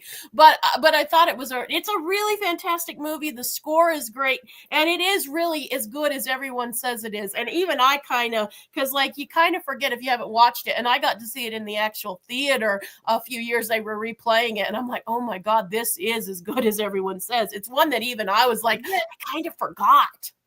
Jen, don't forget, Hollywood eventually did get to its blonde phase in '85, and then it didn't stop until, like, I don't know, what, 10 years ago? 20 years I ago? still prefer the brunette. I if I was a guy, I would be more into brunettes than blondes. It's not that. It's just, but my little kid brain, it was like, well, the book she was blonde, so I thought because it was in the book, it had to be in the movie. I was in that dumb little kid phase. I have a couple more honorable mentions, and I'll try to be quick. Another movie is a Brian De Palma movie, Dressed to Kill. This is a very Hitchcockian movie, like a lot of De Palmas are, and it's really fun. Again, you can kind of it's another one kind of like Cruising, where there is some people in the LGBTQ plus community that have a real problem and think it doesn't portray, and it doesn't. It's not the best representation of a trans character, but for the time, it's not the worst representation we'd have. Plus, it's just a very stylized and really good movie. It's I don't know if it's De Palma's best, but it's definitely in the top 5, I would say. So Dressed to Kill is another one that I would give as an honorable mention. I have 2 more, and I'll be really quick, guys. Another one to go for the sleazy, again, what we were talking about earlier, House at the Edge of the Park with David Hess. He's basically just redoing his role from God, Marty, I'm blanking. That's the House on the Left. Thank you. Last House on the Left. He's basically just reprising his role, but he's so fucking good. And this movie is so fucking mean-spirited. As much as I love Last House on the Left, even with its tonal issues, I love House at the Edge of the Park because it's just so fucking mean-spirited. I mean, rape and torture and David Hess just doing what David Hess does best. Oh my God. It's so good. Hess on a Hess. Mhm. I remember a friend of mine watched that movie. He goes, did you know there was a sequel to Last House on the Left?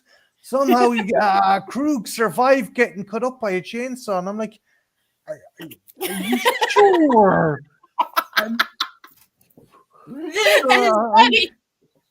Are you sure about that? I suppose he could have walked it off, man. Yeah, maybe. But yeah, like you said, my friend was convinced it was the same character. So yeah, it basically is. There's a lot. You can't lie. There's a lot of there's a lot of same story, familiar beats to it. But it's a really good movie. And the last one, and I'll hurry, is Don't Answer the Phone. And this is about a Vietnam vet who just is completely cuckoo for Cocoa Puffs, kills women, and does interesting things to their bodies after they're dead. Of course. He orders that special pizza. It's one that's really good, and it's another really, like, if you like your dark, fucked up kind of movies, this is one I never hear in the conversation, and it's one that and it also, again, if you want to do a more legitimized movie, it does talk about the stressors of PTSD. I like the fucking seesaw effect. If you're a good Vietnam vet, you're a violent vigilante. If you're a bad Vietnam vet, you're going around violating women's corpses and scalping them and shit. After he kills them too, but then he does things to his corpse. There's the movie about the eccentric vet that's just into decoupage. I'm sure that's there somewhere. It's kind of like Last House on the Left. It's a problematic movie, but there's some good stuff, and there is commentary on PTSD. It's very exploitative commentary, but if you look a little deeper, you can see some commentary on it. It's a good movie that nobody talks about. Charlie's in the mucilage. Jesus. Do you want to go next, Ethel? Jesus Christ. Oh my God. Michael's Crafts. I can't believe I'm in Michael's Crafts. Oh my God. Well, have you any honorable mentions you want to mention, Ethel? Yes, honorable mentions. I had Smokey and the Bandit too, because Good one. have Smokey and the Bandit. Good car movie in the 80s. Gotta love it. Flash Gordon, which was on Joey's list, and I also had the Apple because this is show business. Oh, I know this one. Sparky showed me this one. I only know this because of Sparky. I know this one. You got your bib mark, Jen? Oh yeah. I know. Yeah. Mm-hmm. I would have only seen this because of Sparky, though. That's the only reason I know about this film. That's it. Sparky's a hero of the unsung movie, the oddball Japan and May thing. I also had Popeye. I had Popeye on there, as was mentioned. I had The Shining was also mentioned. That was on there, and I had Battle Beyond the Stars. No one had any Corman going on, so I gotta represent. That's the one with George Peppard, right? Yeah, and the ship has tits. Yeah, the breast Sybil Danning is going around in like a silver bikini and crown and shit. That's a fun one. That's the best ship ever. It's essentially fucking the Magnificent Seven or Seven Samurai in space, right? Yeah. Sort of. Is John Boy the fucking hero? John Boy from the Waltons, is he the fucking Richard Thomas? Yep. Yeah, it's been fucking years since I seen that one. That's a good one, Ethel. That's an awesome one. Yeah, I had He's an had interesting actor. the honorable mentions. Oh, sorry, Jen. Oh no, I just was gonna say he's a very interesting actor, and like everyone knows him from John Boy. But if you watch some of his movies, he often plays oddballs to downright, kind of sickos, and he does it really well. He's an odd dude, but I mean it in a good way, like not in a bad way. But in movies, he plays kind of odd dudes a lot of the time. Didn't he play one of the adults? I was going to say adult kids. One of the older versions of the Losers Club in the original miniseries. Yeah. Well, right? He did. Yeah. But yeah, no, they're cool pick. They're cool picks, Ethel. Is there any more, or is that all? I figured that was enough for honorable mentions in case anyone else had some. So I wanted to, because I know there'd be doubles at some point. Yeah. So I tried to make less doubles. I don't know. This isn't tennis. We don't need doubles. Okay. Cool beans. My boobs would disagree with you. Oh my God! We could have quads. Ooh, wait, four's golf, right, guys? Four's golf. Four's golf. Woo!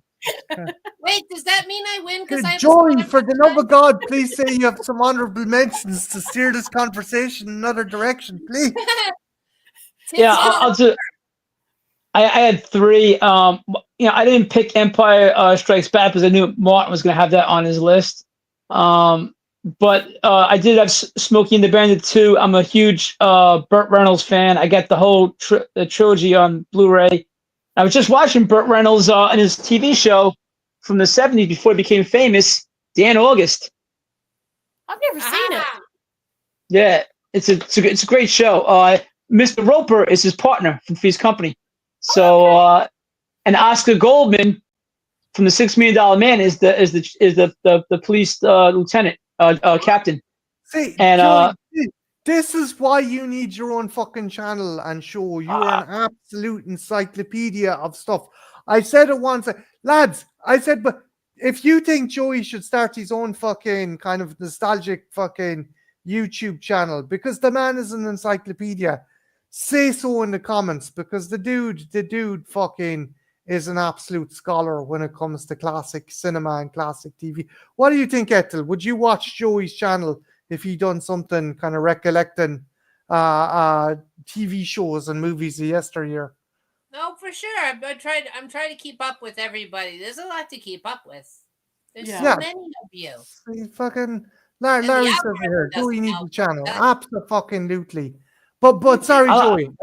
I guess I like coming on here, and it's fun to do this, and you know. But anyway, what was I saying now?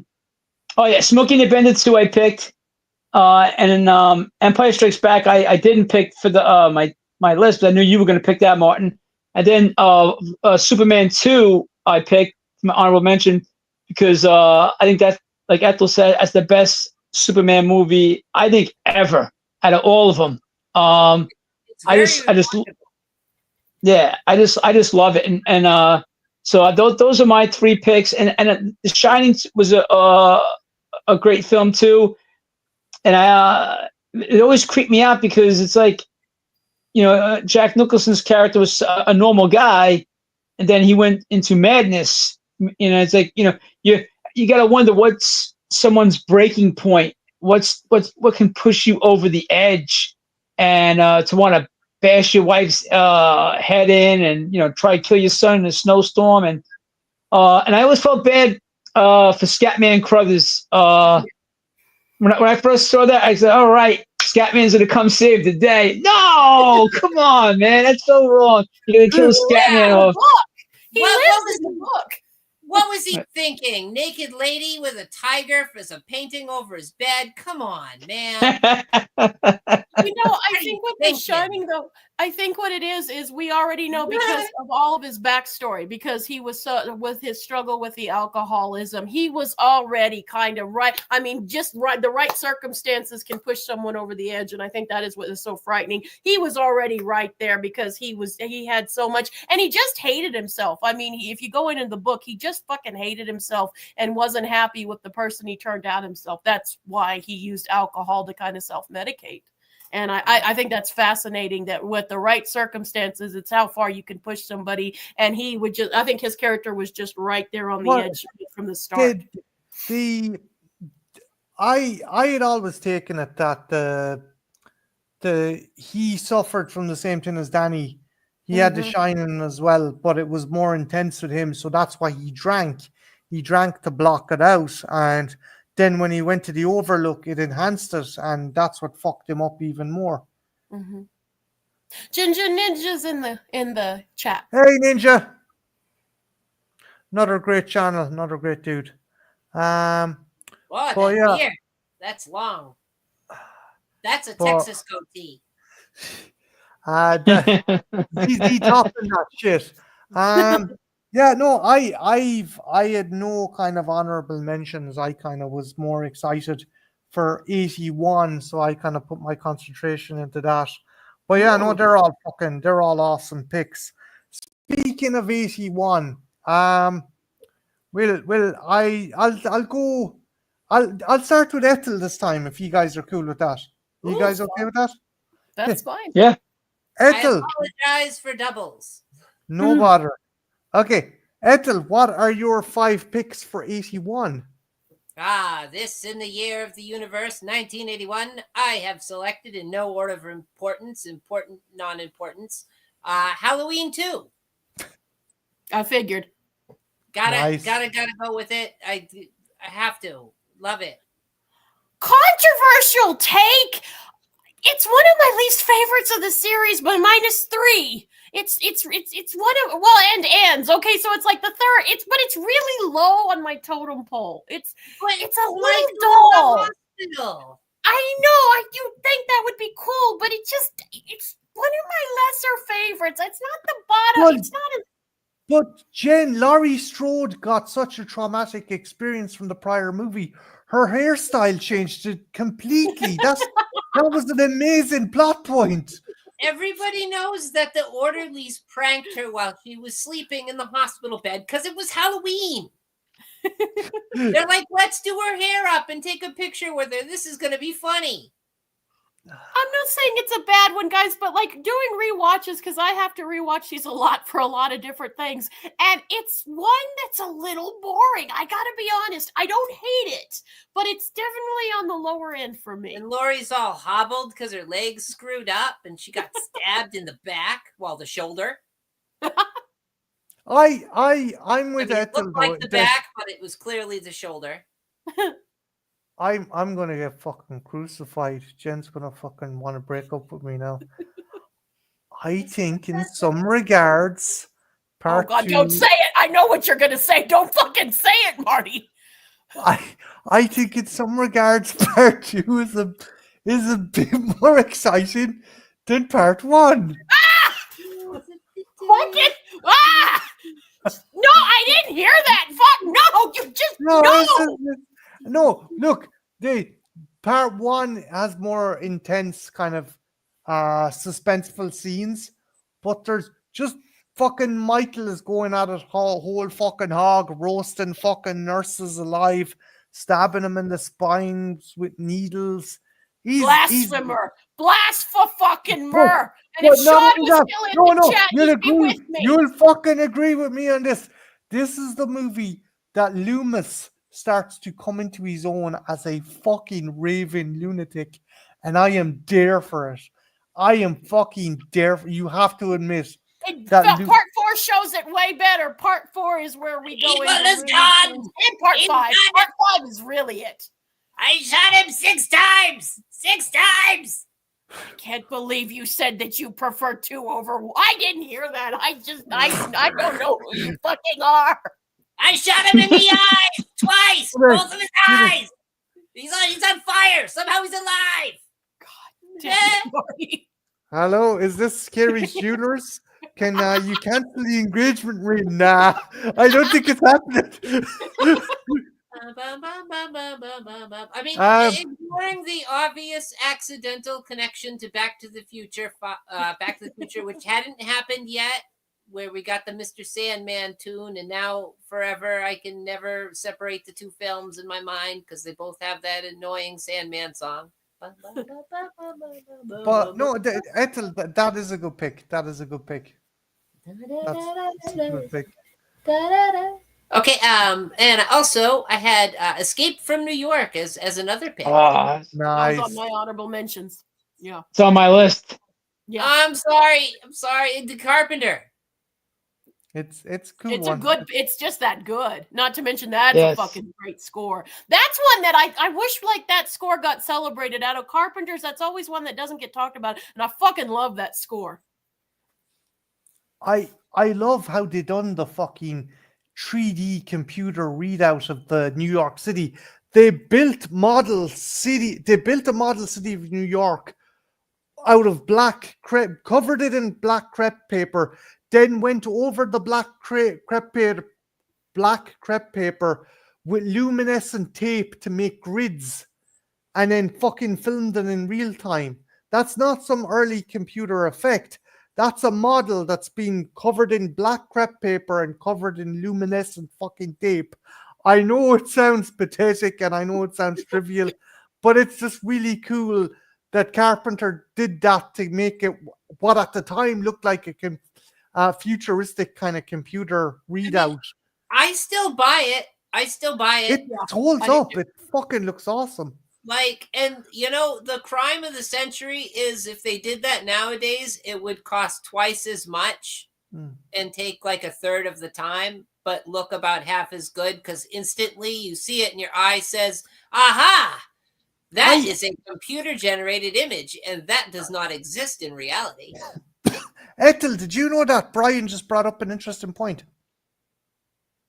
Oh, but he was on the space. He was. Yeah, that's fucking kick arse. Yeah, the score does kick arse. No, that's a cool pick, and it introduced us to the anti-hero of Snake Plissken, and like you also had Lee Van Cleef in there as well. I love Lee Van Cleef. Yeah, Van Cleef. I never knew. Ninja. the reason, the cool thing, Sergio Leone, the reason he picked him for his movies, the reason he liked Lee Van Cleef was Lee Van Cleef was missing a finger, and Leone's like, oh, this must be a tough guy. Van Cleef lost a finger in the process of making a doll's house for his like 5-year-old daughter. It wasn't some fucking manly fucking hunting accident or fucking industrial. He was building a doll's house for his little girl and cut off the end of his finger. I love that. Yeah, but he was a Marine in World War II, so he's still a badass. Yeah. And he's a master ninja. A master. I love that show. Shokuzuki against Fucking- Shokuzuki. It had 2 Yes. episodes. Master Ninja. 1979, 78, 80, somewhere around there. It was. They got a TV show. They got a couple episodes. I think there was 13 episodes. Maybe they weren't all there. 13 episodes. It came out in 1984 with Timothy Van Patten, Shokuzuki, and Lee Van Cleef as the master. Yeah, okay, it was 84. It was 84. But sorry, I'm after Ethel. I apologize. I'm after derailing you from your. Oh yeah, sorry. No. I'm fucking apologizing to you because I went on a tirade. But go on. Sorry. Like Escape from New York, brilliant pick. Yes. So I had to pick it. And the next one, it's probably another doubles, so I don't even know if I should have it on here, but I gotta have 5. So I had to pick American Werewolf in London. That was one of mine. Sorry, Yeah. Jed. No, it's fine. You have taste. I mean, you cannot not have that movie on the list. It was a boss movie, and it Oh, yeah. still holds up, and it was a lot of fun. And Nazi werewolves, people. Nazi fucking werewolves. that dream sequence, a spoiler, sorry, god damn it. Oops. That is probably the standout scene in the movie for me. Oh, yeah. Yes. It's And a fucking trippy Soundtrack, scene. soundtrack. And the trick as well, that he thinks he's woken up, and then fucking Jenny Agutter got stabbed through the curtain by the werewolf. That's a fucking that you're like, what the fuck? Is it a dream? Is it not a dream? And I like that angle to it, because it's like, all right, not only does it do something to him physically, and it's a curse of sorts, it's doing something to his mind and his psyche, and it's plaguing him with dreams that are obviously reflections from the animalistic side of his id. Yeah. It's good. And Rick Baker's effects. Oh, the- yeah. And Rick Baker was one of the Nazis. Yep. I mean, the undead, not an actual. Rick Baker is not an actual Nazi, though. I No. want to make sure we say that he's just played one in the thing. Anyway. Anyway, then I moved on to another one that is probably doubles, and I will also not talk long about The Evil Dead. Wasn't Nice. on mine, believe it or not. It's a honorable mention. Oh, really? Yeah. There was a Fulci film on mine that took it from Evil Dead. I had to go with Evil Dead. I like it better than the other 2 movies. Everybody always says, "Oh, Evil Dead 2 is the best one. He's got the chainsaw hand." And an Army of Darkness. No, the first one's the best one. It's the most like an actual horror film. I'm with you on that one. I love the first one a lot too. I love the second one. That's Sparky's favorite one, but I love the first one. I do. I remember I rented it on good old VHS from Home Vision Video, and they had the tiniest horror collection, let me tell you. But they had Evil Dead, and I remember watching it on the recommendation of a friend of mine from middle school, and I started watching it, and I'm like, oh, this is kind of cheesy and lame. I like it. And he's going over the bridge, and the thing's falling. I'm like, whatever. And they get to the cabin, and they've got that swing banging against the side of the cabin. And I'm like, well, that's kind of creepy, but that's such a cheap effect. And then it stops. And it's just dead silent for those 5 or 6 seconds until you hear footsteps or whatever. I'm like, okay, that's a really good choice for low budget. Like, that works. The sound design of that movie is the best out of the 3. Like where Raimi is, it's like the camera's up in the rafters, and as the camera passes over each rafter, it does a blue, just the fucking as you pointed out with the swing knocking on the cab. The fucking sound design is amazing on that movie. It sells it, and within that first scene, I'm like, okay, I'm on board with this. Now I am actually sold on the concept, whatever the hell it is, because we haven't even gotten to like what the concept is at that point. Yeah. It's a. I would have picked it, but here's the weird thing, Ethel. It only made it over here in England in '82. So I always consider an '82 movie. I know it's weird, but I would have picked it otherwise. But I'm like, I don't know if I can pick it. But yeah, It no, was a video nasty. yeah, that's why it was probably fucking held as well. That's why it was probably held in release, because it made it onto the video nasties list. And of course, if England had to do stuff back then we had to. Thank you, Mary fucking Whitehouse. You fucking. Oi, bruv, what have you there? Oh, is that a horror movie, isn't it? Oh, is there blood and guts in it? That's a video nasty, right? Too, isn't it? Can't have that. No, not be chopping up each other, isn't it? Man, isn't it? British people. But that's a good pick. That's a good pick. Very good. Yeah, so I had Evil Dead on there. Got to have it. And then for the last pick, I put Galaxy of Terror. Good one. Nice. That's I ironically fucking the man who would work on the sequel, the official sequel to Aliens, worked on this knockoff of Aliens. James Cameron was a set designer for that as well. I think one of the hallways in the spaceships is made out of fucking either McDonald's. Yeah, McDonald's fucking burger cartons and stuff. Sorry, Ethel, I'm going on tirade again, but but you're spot on. That's good. They took the styrofoam fast food containers from McDonald's and flipped them upside down and spray painted them gray or white or whatever. And they're just like, okay, there's the interior spaceship. I believe this is a Corman spearheaded activity. Yeah, you can tell. You can tell. The fingerprints are everywhere. You've got the scantily clad women. You've got the ultraviolence and the practical effects and the very rushed, reused budget. Yeah. And it still worked. I mean, there was magic to Corman. I mean, he was definitely someone who had a style all his own, and it worked. He could get things done. Yes. I like the fact Sid Haig hated his dialogue. So he's like, yeah, my character's not going to talk in this. I'll say one line. I live and die by the crystal. Okay.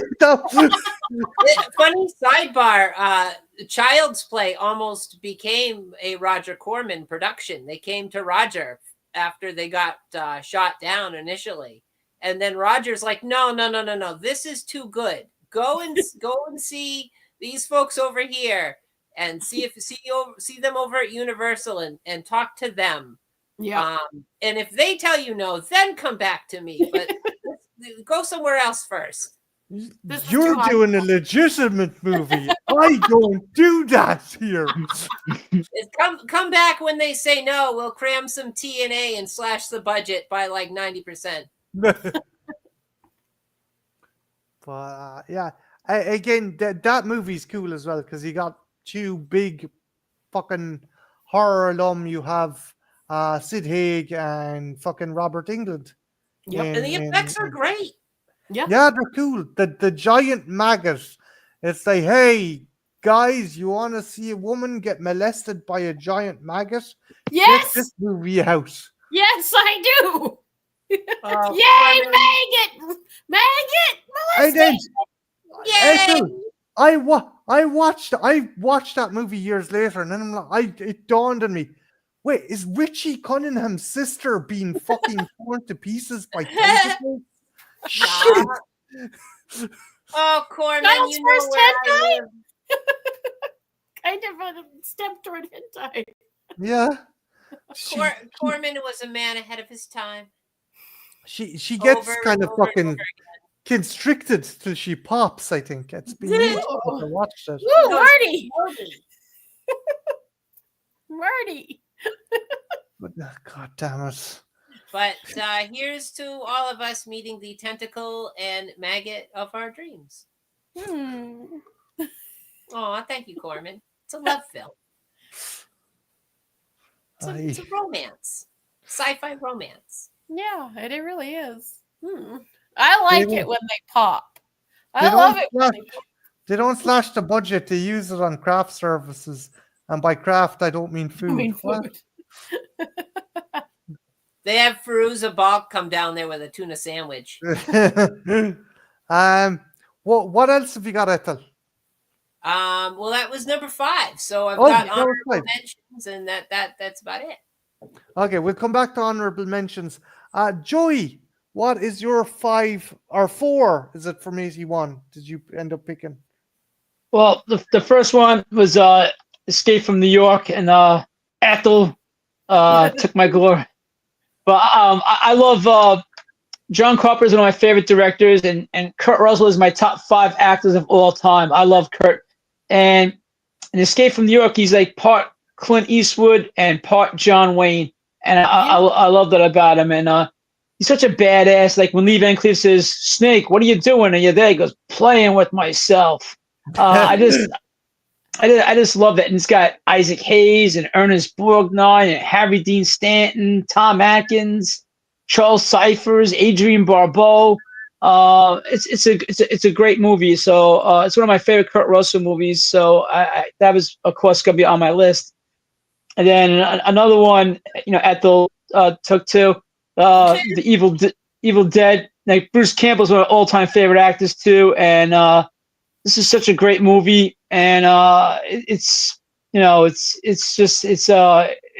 scared the hell out of me as a kid. It was actually banned for a while here where you couldn't watch it. So because it was I guess the tree rape scene was people complaining about that. I love the tree rape scene. I was the tree of rape on Marty's stream when we did it. Remember, darling? I was the tree of rape. I remember the tree rape costume, Jen. It was skillfully applied.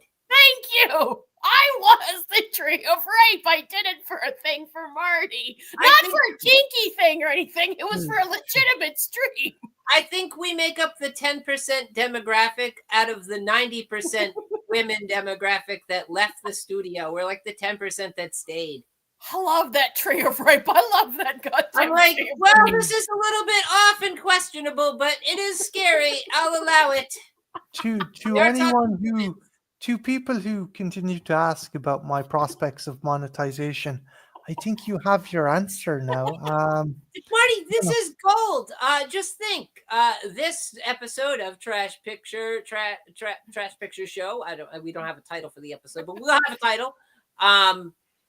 It's sponsored by Miracle Grow. Yeah. Or True Green.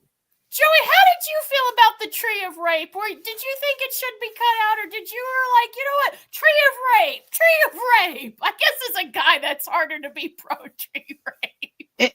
It didn't bother me though, because she wasn't naked. Like the other movie, when the girl was getting molested by the maggot, whatever the hell it was. That was, but she had clothes on and stuff, and and you knew what was going on with the when that one branch came out, you knew where that was going. But it didn't bother me.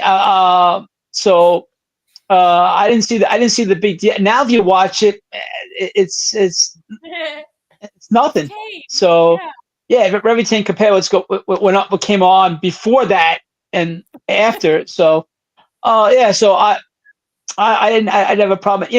The Evil Dead. I love the whole trilogy. But if you ask me to I think Army of Darkness was the best movie out of the 3, and then Evil Dead 2, and then Evil Dead. Army of Darkness is Bruce owning Ash. That's me, just a badass, man. That's when the character comes. The character we know now in the TV series, in the comics, everything. Yeah. That is Yash that everyone knows in When Army of Darkness. when he can't be stopped by a 2-pound bookshelf. Yeah, I love Yeah. that. This piece of IKEA shit just fucking landing down the top of him. That wasn't even IKEA. That wasn't even a Walmart particle board special. That was like That I was don't know all. what That was some plywood shit that was slapped together. It looked like it was made of cardboard. Yeah. But like I said, he was badass, and I love the part after he gets the books and they're all cheering him on, and the one guy's patting him on. He goes, "Get the fuck out of my face!" Yeah. I mean, that was just. I said, "Wow, this guy's just badass." And Evil Dead 2, I love because it was I forget the actor's name that was the guy that was dating Bobby Joe. I love that guy. He Oh no. Hicks, something Hicks. Danny Hicks. Danny Hicks. Yeah. When he's going, Bobby Joe, where are you, girl? And I love that guy. And the other guy that played the boyfriend, that guy's on QVC now. The guy with the blonde hair. He's a QVC host.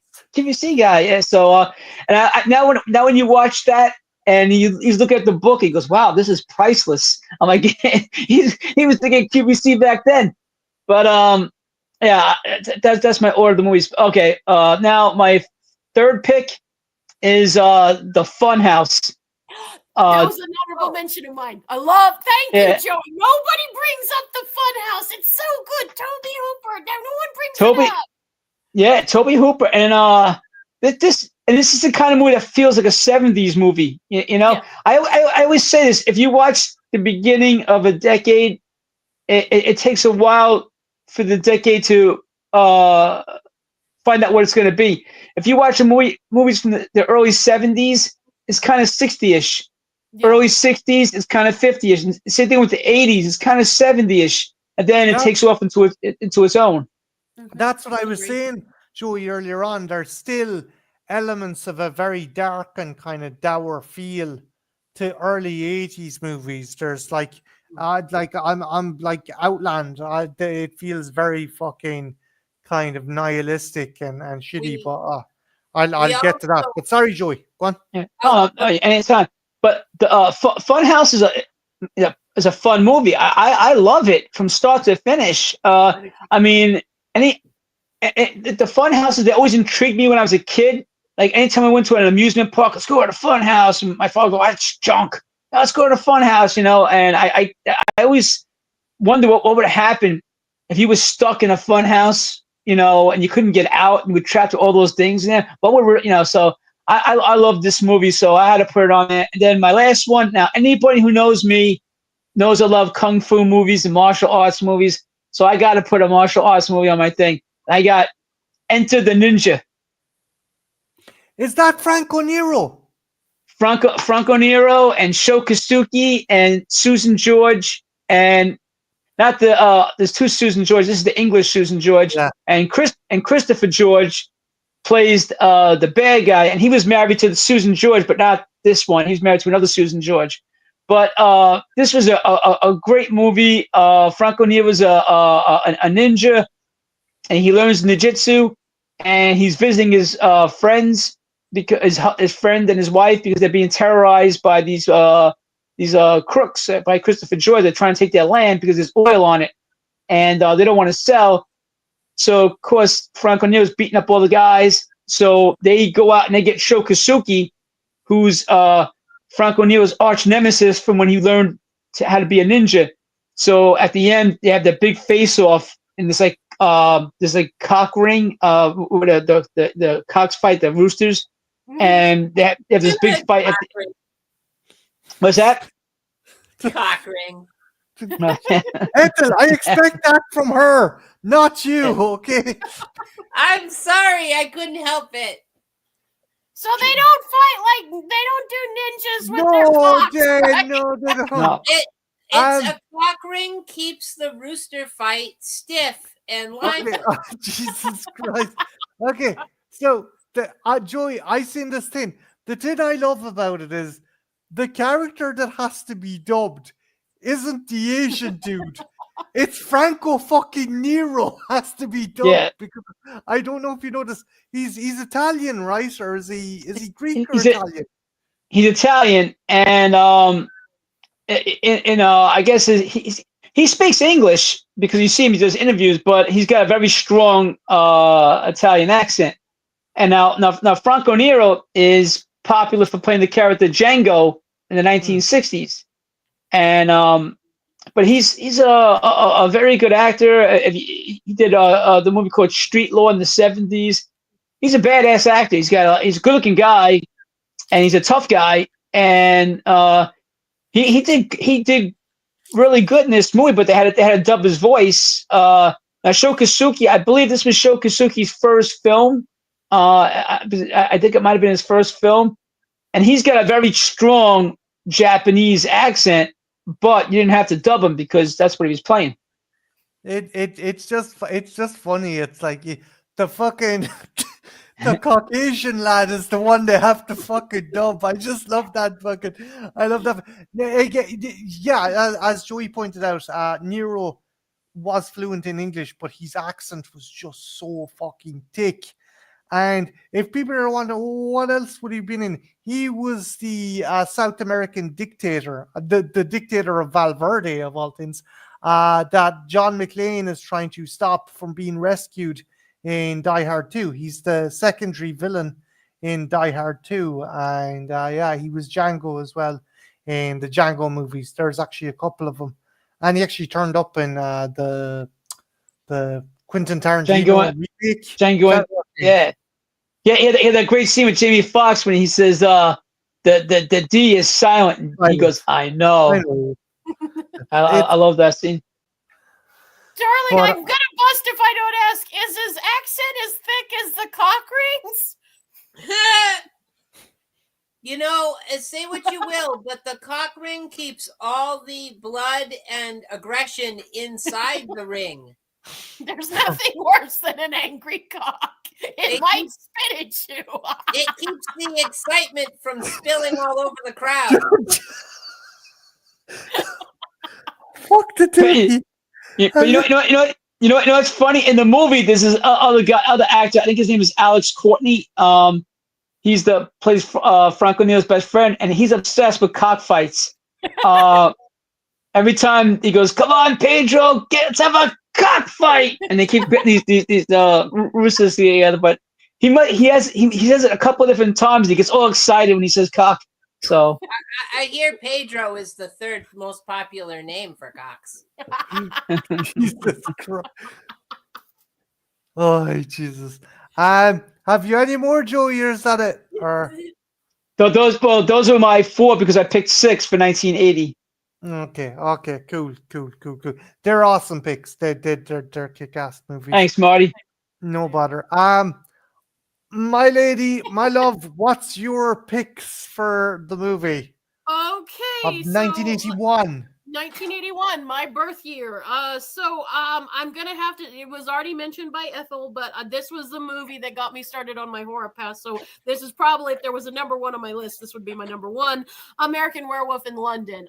This is a movie that just made me. This was like the first hit. Like, this is what horror was to me. The first hit was free, and I've been addicted to it all my life. I mean, just the visuals, and I didn't understand. Like, this is a movie that, like, I was 4 years old, so I didn't appreciate some of the humor. But as I got older and grew with the movie, I appreciated it. But even as a little kid, I was just dazzled. And I think I've told you this story, Marty, but I got so upset at the end because I'm like, why are they killing the wolf? Because I love wolves. And I'm like, why are they killing the wolf? The poor wolf. And my parents were like, if it upsets you, why are you watching it? I'm like, because I really like it.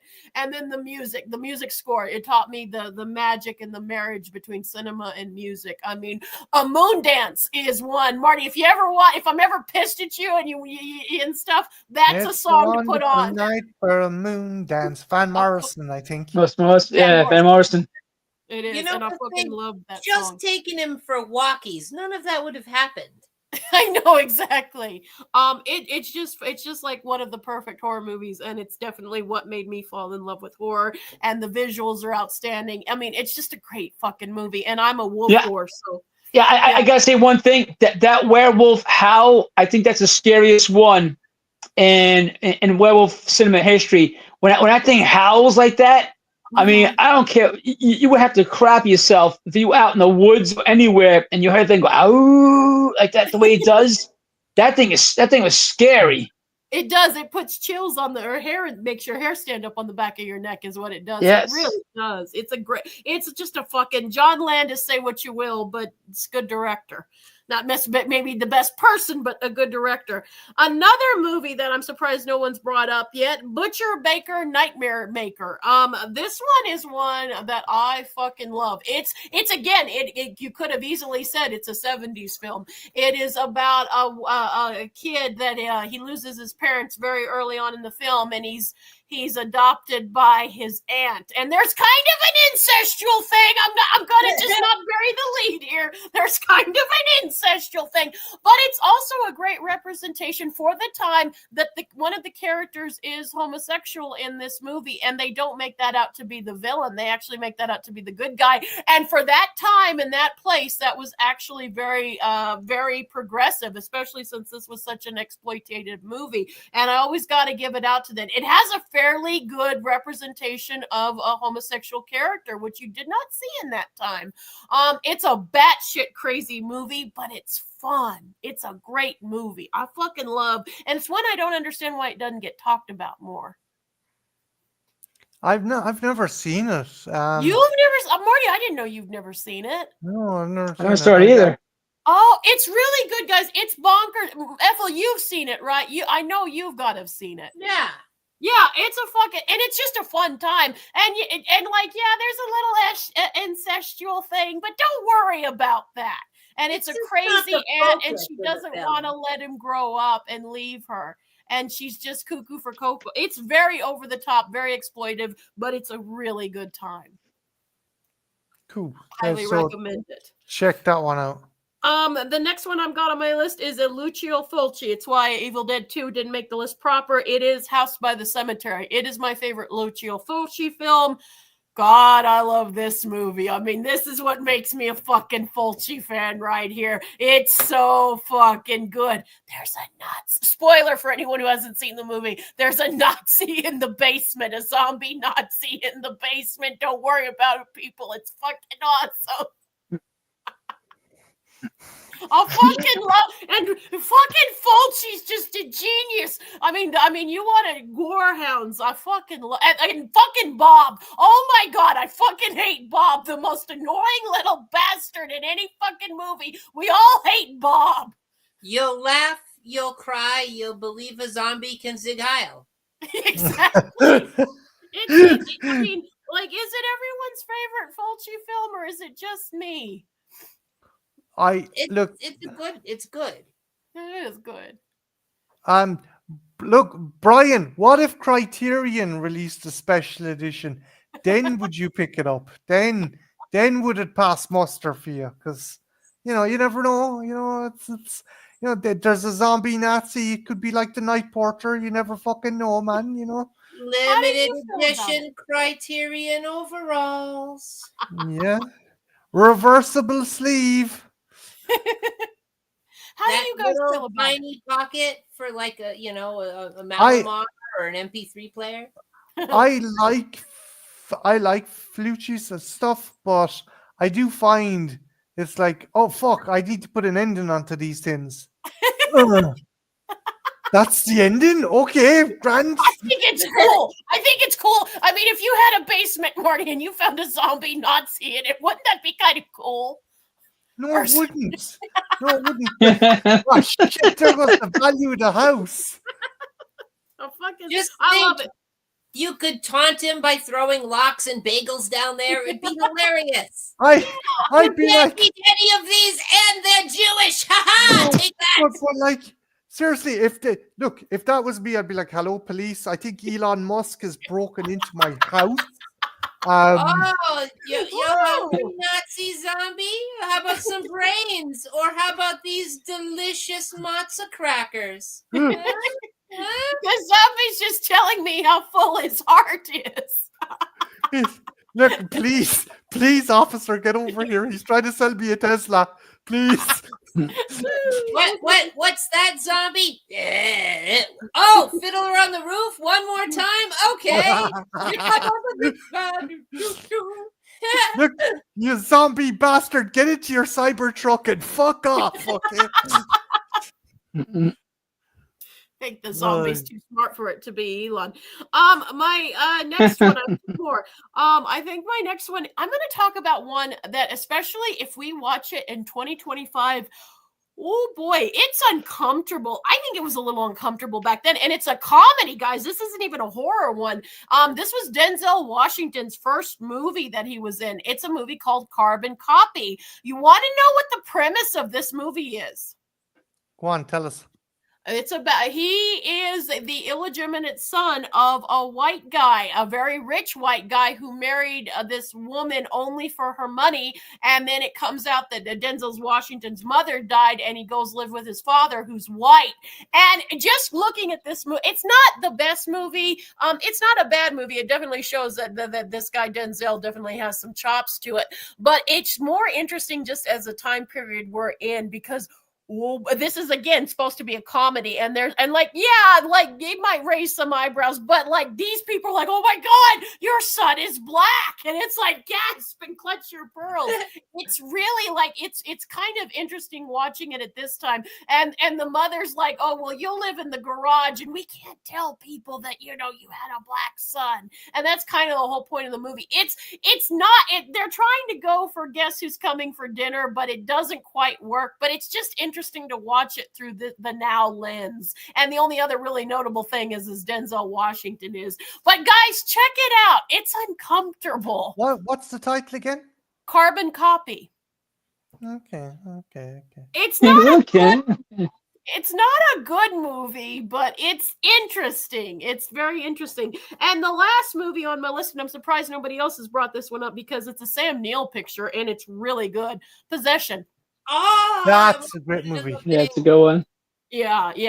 This is a movie that's thriller and horror, and you kind of leaves it. The ending is a little, we go to some interesting places. It's about a couple, and Sam Neill is a spy, and he comes back from a spy job, and his wife is like, I want a fucking divorce.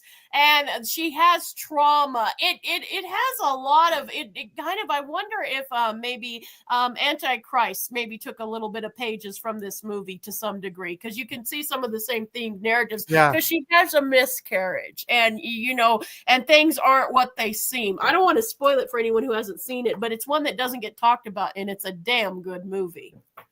You were also saying that the new, I think yourself and Sparky were saying that it was a big influence on the new Exorcist movie as well, where one of the characters kind of their water breaks and they're like riding in ecstasy as it's happening.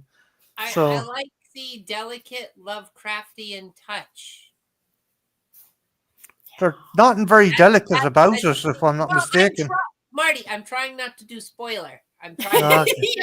This one movie, if you've never seen it, go in blind. Don't look up any spoilers for this one, because this one goes in many different directions. You think when you're starting out this movie, you think it's going to be like your standard, maybe they'll find love at the end of this movie. No, that's not what it is. It's it's a kind of, there's love is involved. There is some love involved. There's lots of loving involved. It's very hot. I mean, horrifying. And Sam Neill is brilliant in it. Sam Neill, he's a great actor. Him in a fucking Wheaties commercial, he'd be fucking good.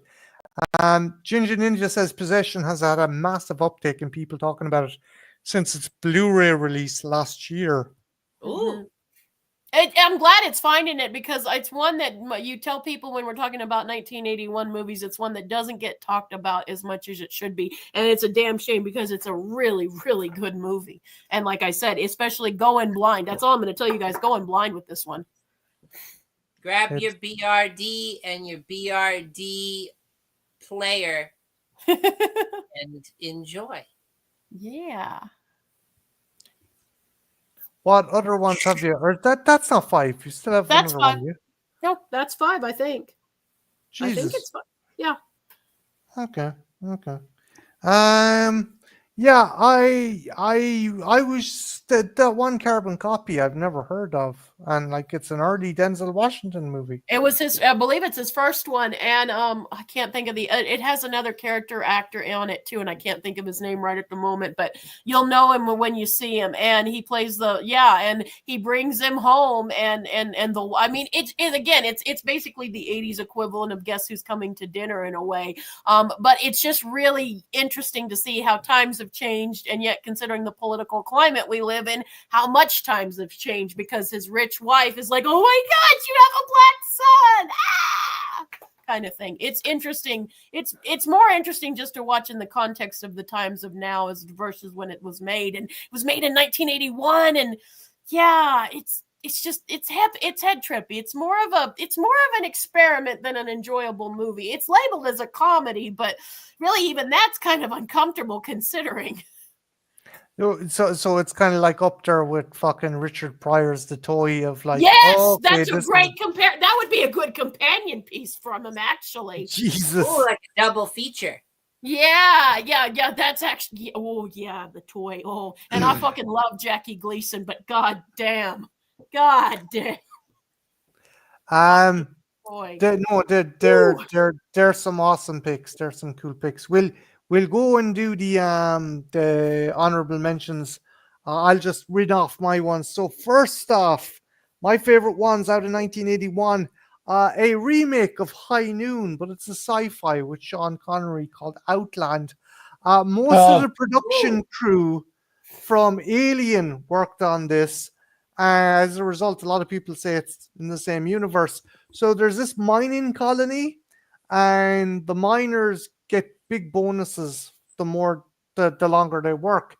So there's a narcotic that's spreading through the colony, and Sean Connery's like, I need to fucking stop this because one dude is cutting up a fucking hooker on the station. Another dude is like going outside without his spacesuit. He's like, shit, this is serious. And it turns out the guy who's running the operation, Peter Boyle, is the one who's giving these fucking drugs out because he wants to keep the workers working as long as possible. And Sean Connery wants to put a stop to it. So Peter Boyle's like, okay, I'm going to bring some fucking heavies to the station to take care of Connery. And Connery is essentially, he's fucked because his deputies are in on it as well. And like, it's funny, he goes into the cafeteria and they're like, oh, what are you going to do? Well, not much because my men are fucking useless. So he goes in and starts loading up these sawn-off shotguns. And the cool thing is, Connery and the doctor, they manage to bug Peter Boyle's office and they find out when the shuttle's arriving.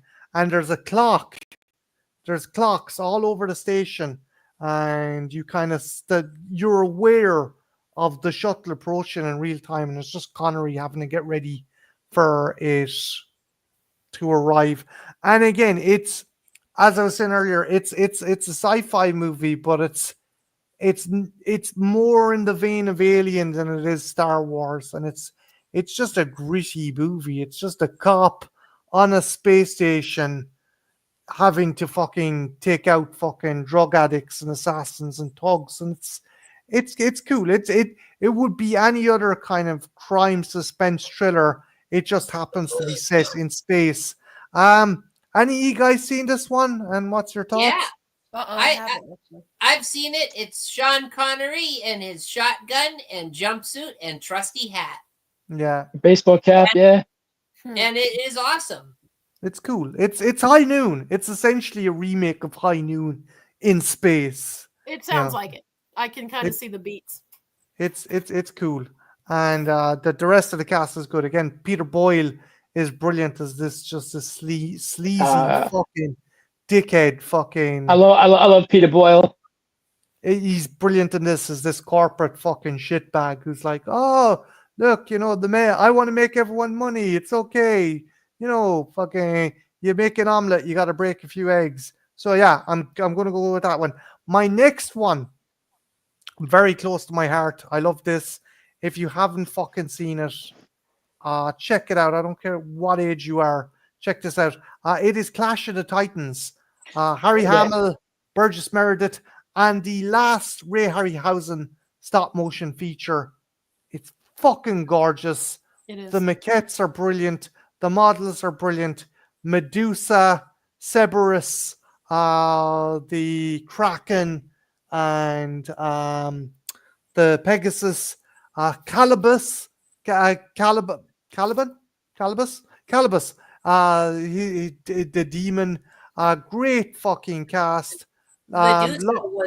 Medusa was especially challenging because of how it was lit with the torchlights. Yeah, that was impressive as well, with the hair having to move independently. Yeah. You had Maggie Smith and Ursula Andrews in the fucking cast as well, and was it? I keep on worrying I'm mixing this up with fucking Jason the Argonauts, but was it Laurence Olivier was Zeus in this one, right, Joey? Yes, I believe it was. Yeah. And Ursula, funny mention Ursula Andrews. I was just watching her the other night in The Red Sun with Charles Bronson and Toshiro Mifune. I need to check that one out because I heard that's a fucking great movie. Absolute fire of an actress. Yeah. Yes. She kind of remind me of Raquel Welch a little bit because with that fiery attitude. Yeah, I can see that. She's like a more promiscuous Raquel Welch. You see yes. her naked. Well, there's nothing wrong with that. And no, there's definitely nothing wrong with that. You know? She was nude in The Red Sun, topless in The Red Sun. She was like trying to tease Charles Bronson. Well, she was bare ass naked in Slave of the Cannibal God, aka Mountain of the Cannibal God. Yeah, covered in like dead human mud stuff. And adorned with jewelry next to a Geiger counter corpse. Yeah, it's hot. It's super hot. You've seen it, right, Marty? It's super hot. I need to check it out. One thing I was Andress movie right there. One thing I always thought it would be funny if Burgess Meredith being a mentor to Harry Hamill's Perseus. It was like, you're the son of Zeus. You're gonna wear wind sandals and crap lightning. Come on, you know. I thought you were going to say, I wish Burgess Meredith would have done a nude scene. I'm naked, Rock. I'm naked, Rock. And I'm loving it. My drawers, little Noah. Joy, him squaring up to Adam West. Whoa, chum. Put that thing away. Holy. I'm like a little naked angel on your shoulder. Mickey loves ya. Okay, but yeah, I love Clash of the Titans. It's a great movie, and no, Mickey, something fleshy touching my neck. I don't know. All right. It's called Rocky, not Cocky, for fuck's sake. It'll be Rocky in a minute. Oh. It's a damn dinosaur, Rock. They're Rocky. Oh fuck. So yeah, no. Clash of the Titans. It's awesome. You see, everyone's seen. I think everyone here has seen Clash of the Titans. It's an amazing movie. Jake loves it. It's one of his favorites. It's brilliant. Next movie, animated movie, and yeah, it's fucking badass. John Candy, Eugene Levy, whole host of people do voices for it, and yeah, this is your kids' cartoons, Heavy Metal. Oh, the Heavy Metal movie is fucking brilliant. That was in my honorable mentions. It's amazing. The animation, while not as crisp and nice today, it still holds up. They even cut out segments that you can watch the DVD where it goes through. It shows the Lochnar, the green sphere, fucking up human history and turning people into vicious killers and stuff. And my favorite one is probably the kind of story that was influenced by the Gremlins, the B-57 bomber, where all the fucking dead crew start coming back to life, that one's cool, and it's just it's so fucking it's badass, and it captures the feel and vibe of the magazine. If in Europe, heavy metal was Metal Harlot. It was a Metal Harlot magazine, It's actually and a better name. yeah, I think it's a I prefer, I don't mind either, but Metal Harlot does sound cooler. But Heavy um metal sounds too MTV. Metal Harlot sounds way more boss and illicit. yeah, It's like, what are you reading? I'm reading Metal Harlot. Oh, what the fuck is that? it's a fucking, it's an awesome movie. And if you enjoy that, there was Heavy Metal 2000 with Julie Stern. That's all right. But there is a spiritual successor, because David Fincher wanted to do a heavy metal animated series, but I don't think he secured the rights. So he said, fuck it, I'll do my own series. And that's how we got Love, Death and Robots. And if you haven't seen Love, Death and Robots, check it out. It's on Netflix. Sorry, guys. It could be Whoa. easily found. The dogs want to watch it. It's just that fucking good. But yeah, no. There was another sort of in the same vein as heavy metal. I'm trying to remember. I think it's Rock and Rage or Rage and Roll. Do you guys remember this movie? I not. Animated. Wait, was it a Ralph Bashki one? I believe so. It was very much like it reminds me a little bit of it's sort of like if they took heavy metal and crossed it with Felix the Cat. Yeah, Felix the Cat, I think Fritz I the know Cat, the one you're. Jesus. I think I know the one you're talking about. Have you a favorite segment from that original heavy metal movie, Ethel, or are you not that much of a fan? Or well, you had it in your honorable mentions. Have you a favorite segment or Oh, story the in that one? B-52 part. I mean, everybody's gonna say that, but you know, No. with Joy, what about yourself? Have you seen the heavy metal animated movie? I've seen it because I mean I love Eugene Levy and John Candy because I watched them on Second City TV. But it's been so long since I probably haven't seen it since the '80s. So I gotta rewatch it to make an honest assessment of it again. No bother. I No, I just if you haven't checked it out, check it out. Again, there's a sequel to the last segment with the kind of Amazonian chick, with Julie Stern and Michael Ironside, called Heavy Oh Metal my God. 2000. You Yeah, take and it or leave it. It's actually up on soundtrack YouTube. kind of eh. But again, Love, Death and Robots. If you enjoyed this, check out Love, Death and Robots. My next pick is So I'm going to be the pedantic arsehole because I I I used to like John Landis, and then I realized the fucking prick ended up killing two children because he thought he was a And fucking rock star. and Vic Morrow too. Yeah. So as a result, I'll still watch American Werewolf in London, but it's definitely gone down the run. But I have a good substitute, and that's one that I think it's getting a bit more clout. But I'm going to go with The Howling because Rob Bottin, the man behind the thing, done the effects on this. They're cool. It's a lot more creepy. Fucking Robert Picardo's character, the serial killer who's a werewolf, and just the Who was colony the of doctor werewolves. on Yeah, it's Voyager? Star Trek. Yeah, when Yeah. Voyager.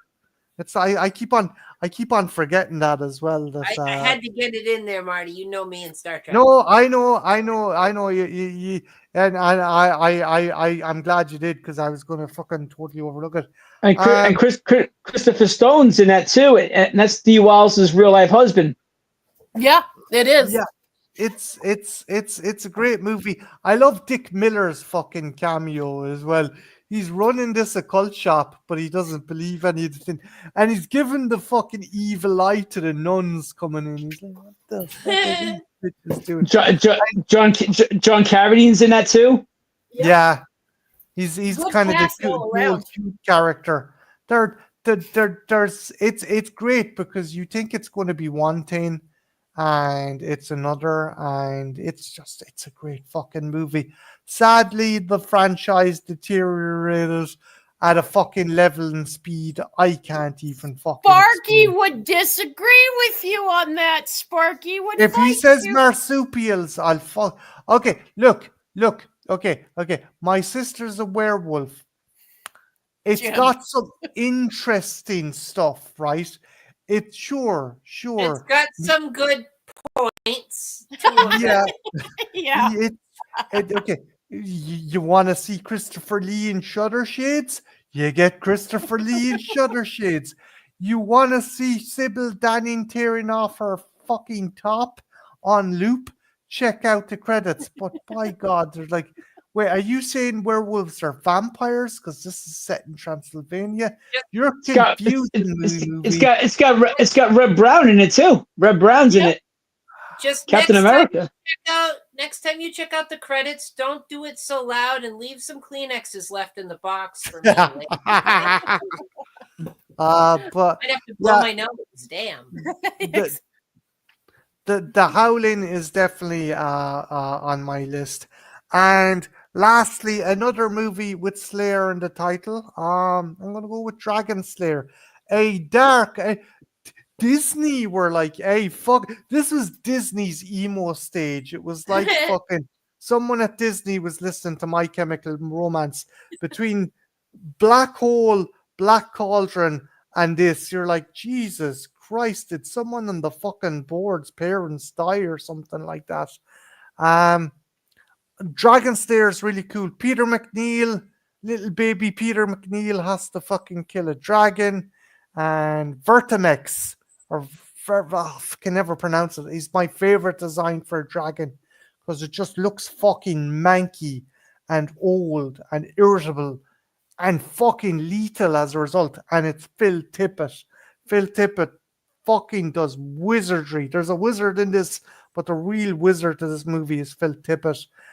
And again, it's dark because the fucking princess, McNeil doesn't save the princess. She gets disemboweled by baby dragons, and McNeil also Peter They're McNeil so precocious at that age. Yeah, they are. And Peter McNeil starts to question his sexuality because he starts falling for the local fucking the son of the blacksmith who turns out to be a girl in drag, and he's like, oh, thank fuck for that. And it's a good movie. It's a cool movie. Bit of a slow burn, but it's interesting. And how they defeat the dragon is very unconventional. And if you haven't seen Dragon Slayer, check it out because it's a bizarre offering from Disney that I don't think we'll ever fucking see again. It's from a time where they were like, hey, let's try and make people slit their fucking wrists, shall we?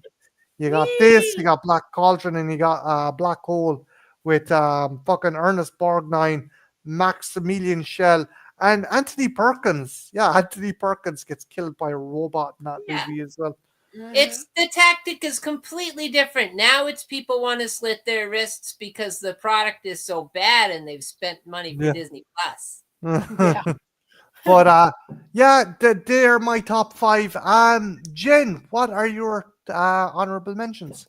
Okay, well, a few people already. You mentioned Escape from New York. You mentioned the Funhouse, Joe, which I was really happy Joey did, and Evil Dead. So I only have 3. I think I only have 3. Body Heat, because I am a William Hurt fan. William Hurt fan, yeah.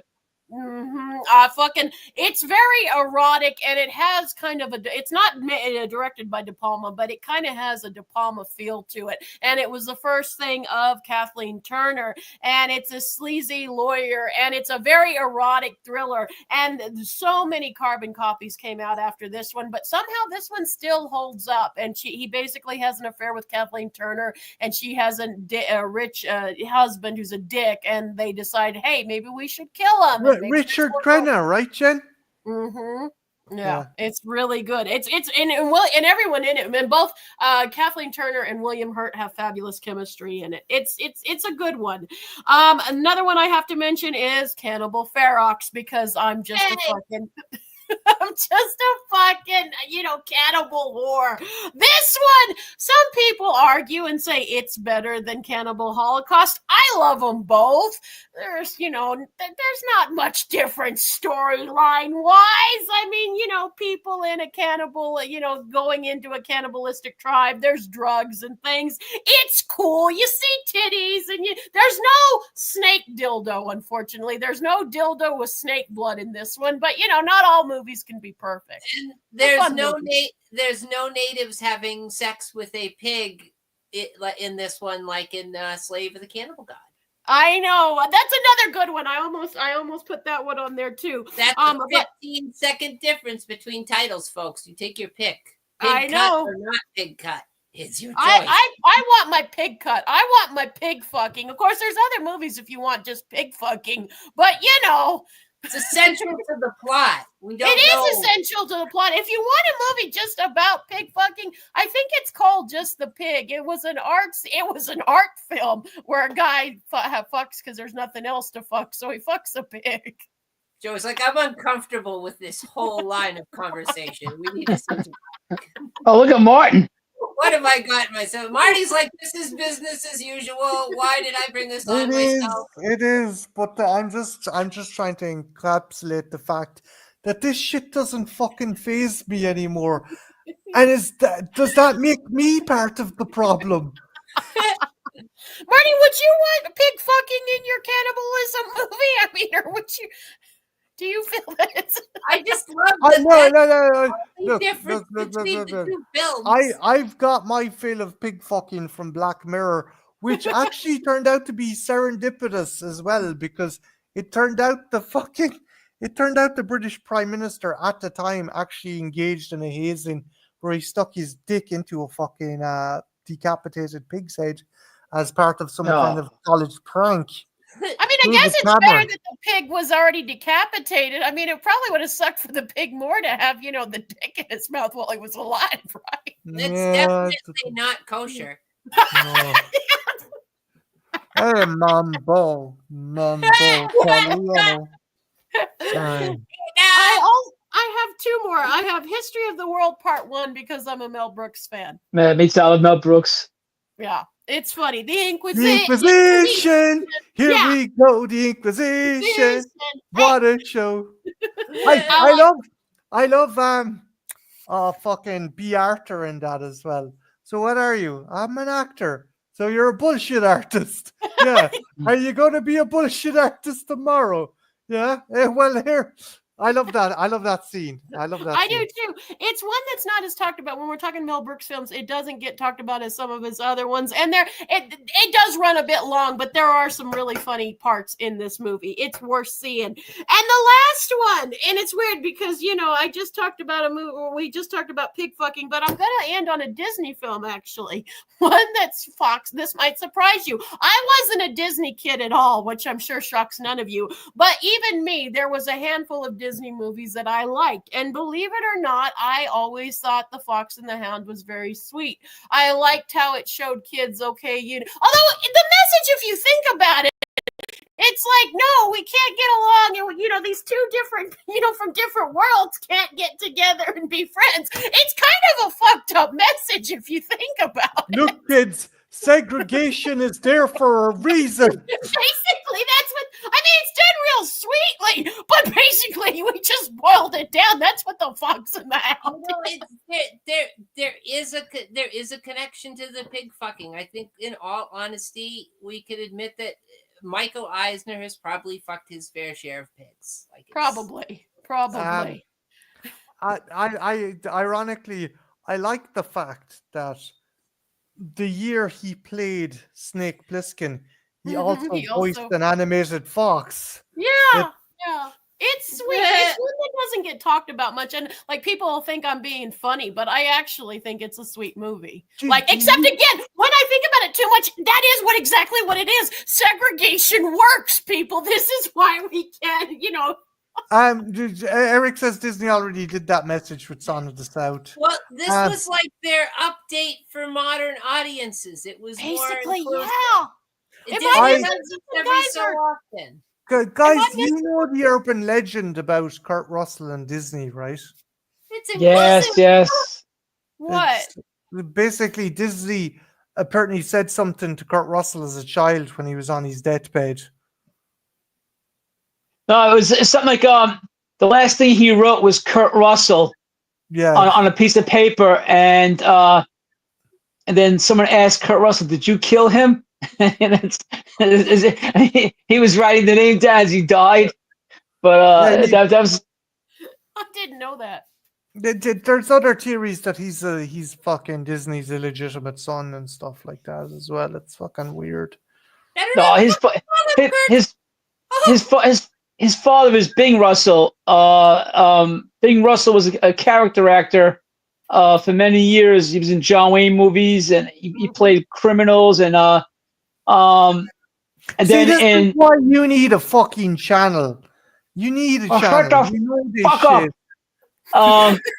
eh. Bing Russell played the prison guard in Tango and Cash when Stallone and Kurt Russell go into prison, and he's the guy that says welcome home or something like that to them. But that was Kurt Russell's father, Bing. Yeah. How I does everyone feel about Fox and the Hound? And am I wrong? Because now that I'm an adult, that's what the message is: segregation. We gotta keep them it's okay. I kind of said, oh, segregation, but it's about it may be an exploration of nature that you can. Well, yeah, I get that. But I mean, if you take it from another direction, I mean, it's like we can't, we gotta keep them separated. Jesus Christ. That was interestingly enough, the theme song was gotta keep them separated. Hey, come on and play. You got the fox and the hound running around. Todd, you use the toilet behind the gas station. Jesus Christ. Sorry. Considering the times we're living in, Marty, I mean, it's a fucking slippery slope. I don't think we should celebrate this movie now, especially if fucking Elon or fucking RFK get their hands on it. They could totally twist the message. Don't worry, babe. Elon is in my basement, fucking trying to sell me a fucking Tesla car, according to you. You get your cyber truck on back order. God damn it. Goddamn Nazis in our country. Openly this time. In the White House. I know. Exactly. But Elon loves it. Elon loves everybody. He really does. He loves everybody. His heart is full. His heart is full. Oh, maybe he was doing shit. like a disco, he was trying to, but he didn't quite get his finger out the last minute. Maybe he needs to throw further. Maybe he needs to throw his heart further to reach all the illegitimate fucking children he has. Maybe he was trying to do the Trump dance. Oh God. Fucking Jesus Christ. Anyway, here, let's Jen, was that all your honorable mentions? That was all my honorable mentions. What about you, dude? Have you any honorable mentions? Yeah, I got 3. I knew like 2 of them people were gonna pick. The Howling, of course, is I love that movie. I'm a Christopher Stone fan. I think it's one of the best werewolf transformations in cinema history. Of course, American Werewolf in London. I love that movie from start to finish. I love how they blend the horror with the comedy. And then Halloween 2. I don't think it's better than Halloween, the original. That's because you're good people, Joey. That's because you're good people. It's a good movie though. It's a good sequel to the first one, and I do like Halloween 3 though. I do like Halloween 3. I'm a Tom Atkins fan, and anytime Tom Atkins can be the main star of a movie, I'm watching. I get you. I think it's a good movie too. I just don't think it has any right to be in the Halloween franchise. They ain't got no Michael Myers in it. That was the original plan, though. I know. They could have came up with a better name instead of Halloween 3, because it's misleading, because I'm sure people are like, what the hell is Michael Myers? And it could have been like Halloween Holocaust or something like that, or Halloween Terror. you know, a s- They could have called it the Atkins diet. Nice.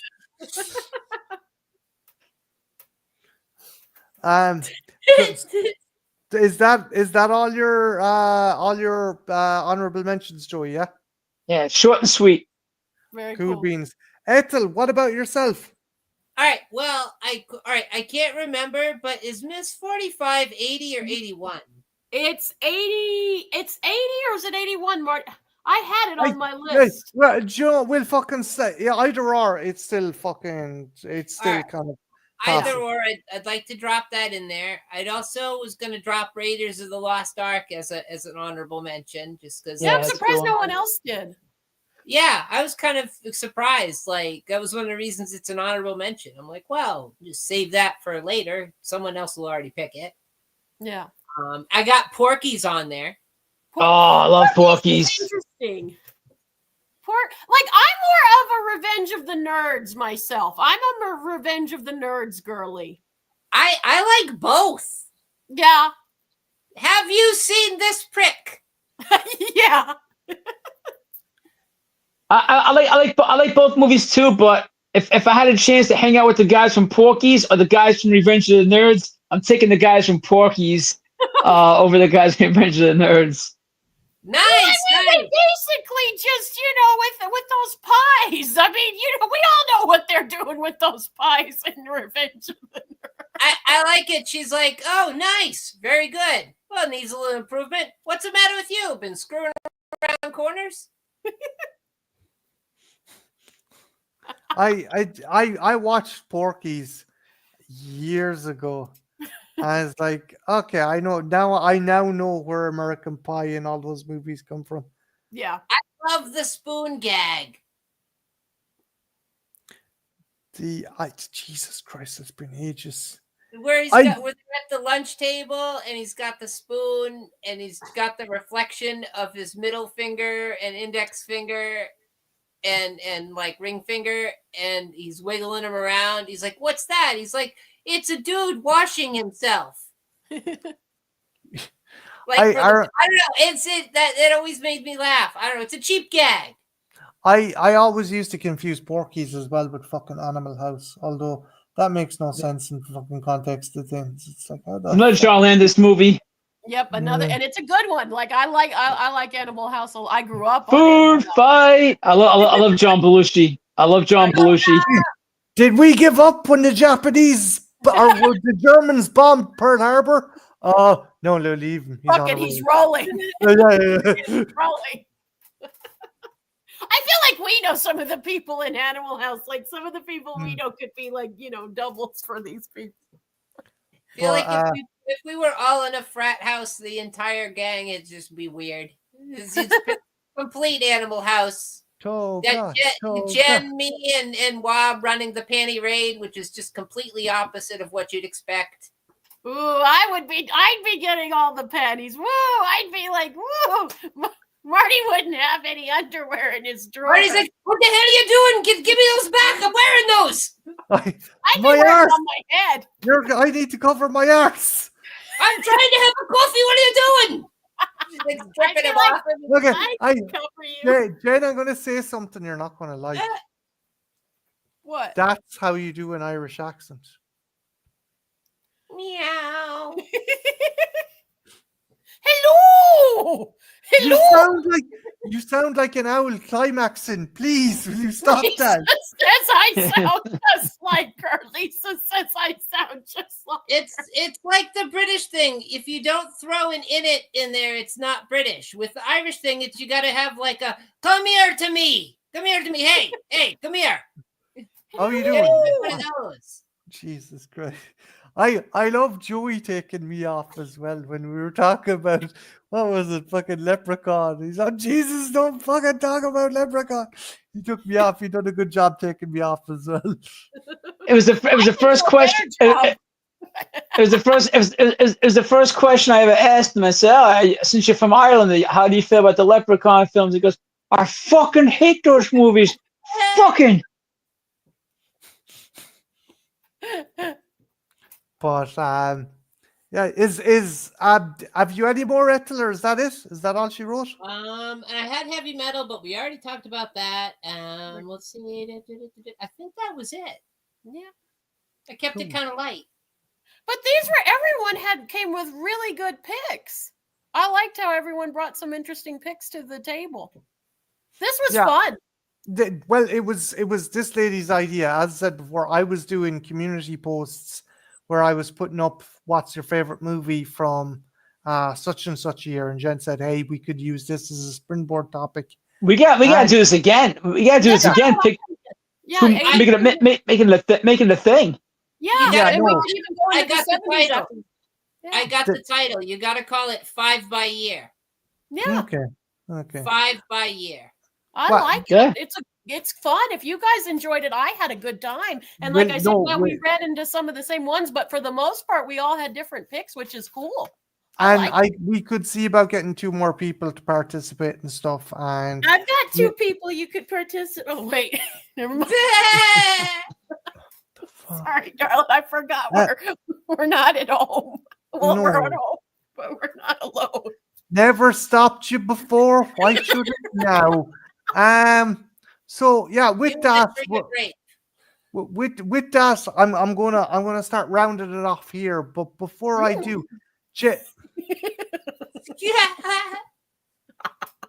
Jen, would you like to tell people what's on the channel and what will be coming up with your channel? Well, I hope it's an Irishman's penis, but for the love of fuck. I'm sorry. What's in my channel? Right, channel. We have well, Clan in the Cornfield will be coming out this week. We will definitely be having a review on that. I have a Dolores Claiborne review. I've been enjoying going back to older films, and I have a very deep dive in Dolores Claiborne. And I also have a solo review on Dead Mail. I have a solo review on Dead Mail that'll be coming out pretty soon. It's a movie on Shudder. It's not the best, but it's one of those movies where it didn't work for me, but I can see how other people might really appreciate it. It's one of those interesting movies where even if it doesn't work for you, there's things to appreciate about the film. Cool, kind of like Marty's finger screen. Sorry, darling. Jeez, for the love of Jesus. That's probably what I'll be saying. Wax off. Ethel, I know you're like myself, you're kind of busy at work. If you haven't checked out Ethel's channel, do check it out though. She's done some amazing videos, amazing live streams. Is you're kind of kind of hiatus at the moment, Ethel. Do you hope to come back at some stage? I'm not sure what's going on. No one knows out in the deep, vast void of space, the darkness, what happens out there. And there may come like my vagina. There may come a time where I'm needed again, and then maybe I'll be around. Ooh, my vagina's always around. I don't know. Things are crazy, and I'm often mystified by the position of vegetables. I don't know. It's weird. Don't say that for the chin. If people wanted to check out your channel and get a taste of what you have on your channel, for fuck's sake, every word is it's an innuendo minefield. I didn't say a fucking word. I fucking there's a whole back catalog of fantastic and mediocre videos alike where I prattle on incessantly with facts and nonsense. And sometimes it's hard to pick out what nonsense is fact and what is nonsense. And maybe it's all nonsense. Maybe we're all crazy. Nothing really matters. But it's there. What ones should people check out? What's your favorite one that you think people should definitely check out? Well, I really did this. I like this anime tag I did, which is weird because I'm not a huge anime head, but it was one that you'd suggested years back. I did that one. That one was a lot of fun. So like, that's a good quick video. It's got some fun stuff in it. And, then there was Trash Picture Theater, and I did a whole bunch of those with you guys, which is really fun. And But like those, you got to commit to watching a movie, and you got to commit to watching a bad movie, and sometimes you got to sync it up your damn self because YouTube is bastards, and that's a whole thing. But yeah, anyway, like a long-winded promo that's gone on way too long. There it is. Yeah. Check out Ethel's channel, and if you don't, I'll send Jen to your house, and nobody fucking wants that. So yeah. I'll flash people. I got my overcoat. She's bringing dildo lube pizza, everybody. Yeah, I won't do snake blood because snakes scare me, but I'll tell you it's snake blood. They have it like the dragon lube. It's snake lube. It could be menstrual blood. It could be menstrual blood. Okay. Joey, what socials are you on? Please, for the love of God, tell people what socials you're on if they want to check out your stuff. I'm on Facebook and I'm on Instagram, and I just post my favorites, like my favorite actors in a lot of action movies, kung fu movies. That's what I'm into. I just actually ordered a bunch of kung fu movies off Amazon. Dragon, people are not gonna know who Dragon Lee is, but Dragon Lee and Jimmy Wang Yu films. And I ordered I've seen it before, but I didn't have it. Afro Samurai with Samuel L. Jackson and Ron Perlman. It's a really good. It's like a mini series. Yeah, so I ordered that. I ordered I got the Sopranos complete series because I know Jen wants to do a thing on it. So I haven't watched the Sopranos, so I'm gonna binge watch it soon, so we can talk about that. And but other than that, that's about it, really. Like I said, I'm not really on YouTube anymore, except when I come on your show, or like once in a while I do something agoraphobe. But that's about it. I heard Afro Samurai has a big Wang Yu. But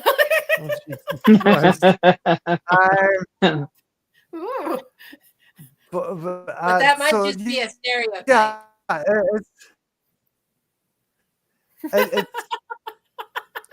Jesus. Essentially, check out Joey's socials. Make sure you check out Ethel's channel and check out Jed's channel. And before I go, I want to thank everyone who stopped in. First off, Brian Kubrick Lover, Night Fright Talk Show. Thanks for stopping in there, dude. We had Hey Internet Eric here, the Soulless Trench Coat, Ginger Ninja Movies, Larry. I'm going fuck him. Larry, Horror Cat Dad. I'm going fucking blind, Jen. I swear to God, I'm losing my eyesight. With Sean Patrick Gershon, the legend. Sean Patrick Gershon. Yeah, go TYTB stopped in. And we DMC. had Scott. We had Scott. Scott stopped in. And yeah, anyone else who stopped in, thanks a million. We really appreciate it. LJ was in as well. I also want to thank the great guests we had tonight. The absolutely wonderful Ethel Cross.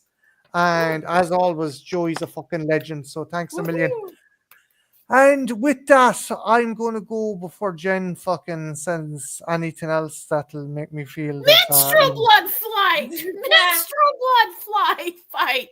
You know, just scoop it out. And remember, half lube dildo, half eggplant. See, the problem is with me now, this doesn't faze me, but does that say that we have reached the zenith of our relationship, or have I just degraded as a human being and this stuff no longer feel our way and see how we feel? We'll have to find a good spot. With that, good night, God bless, take care. See you guys. Good night, everybody.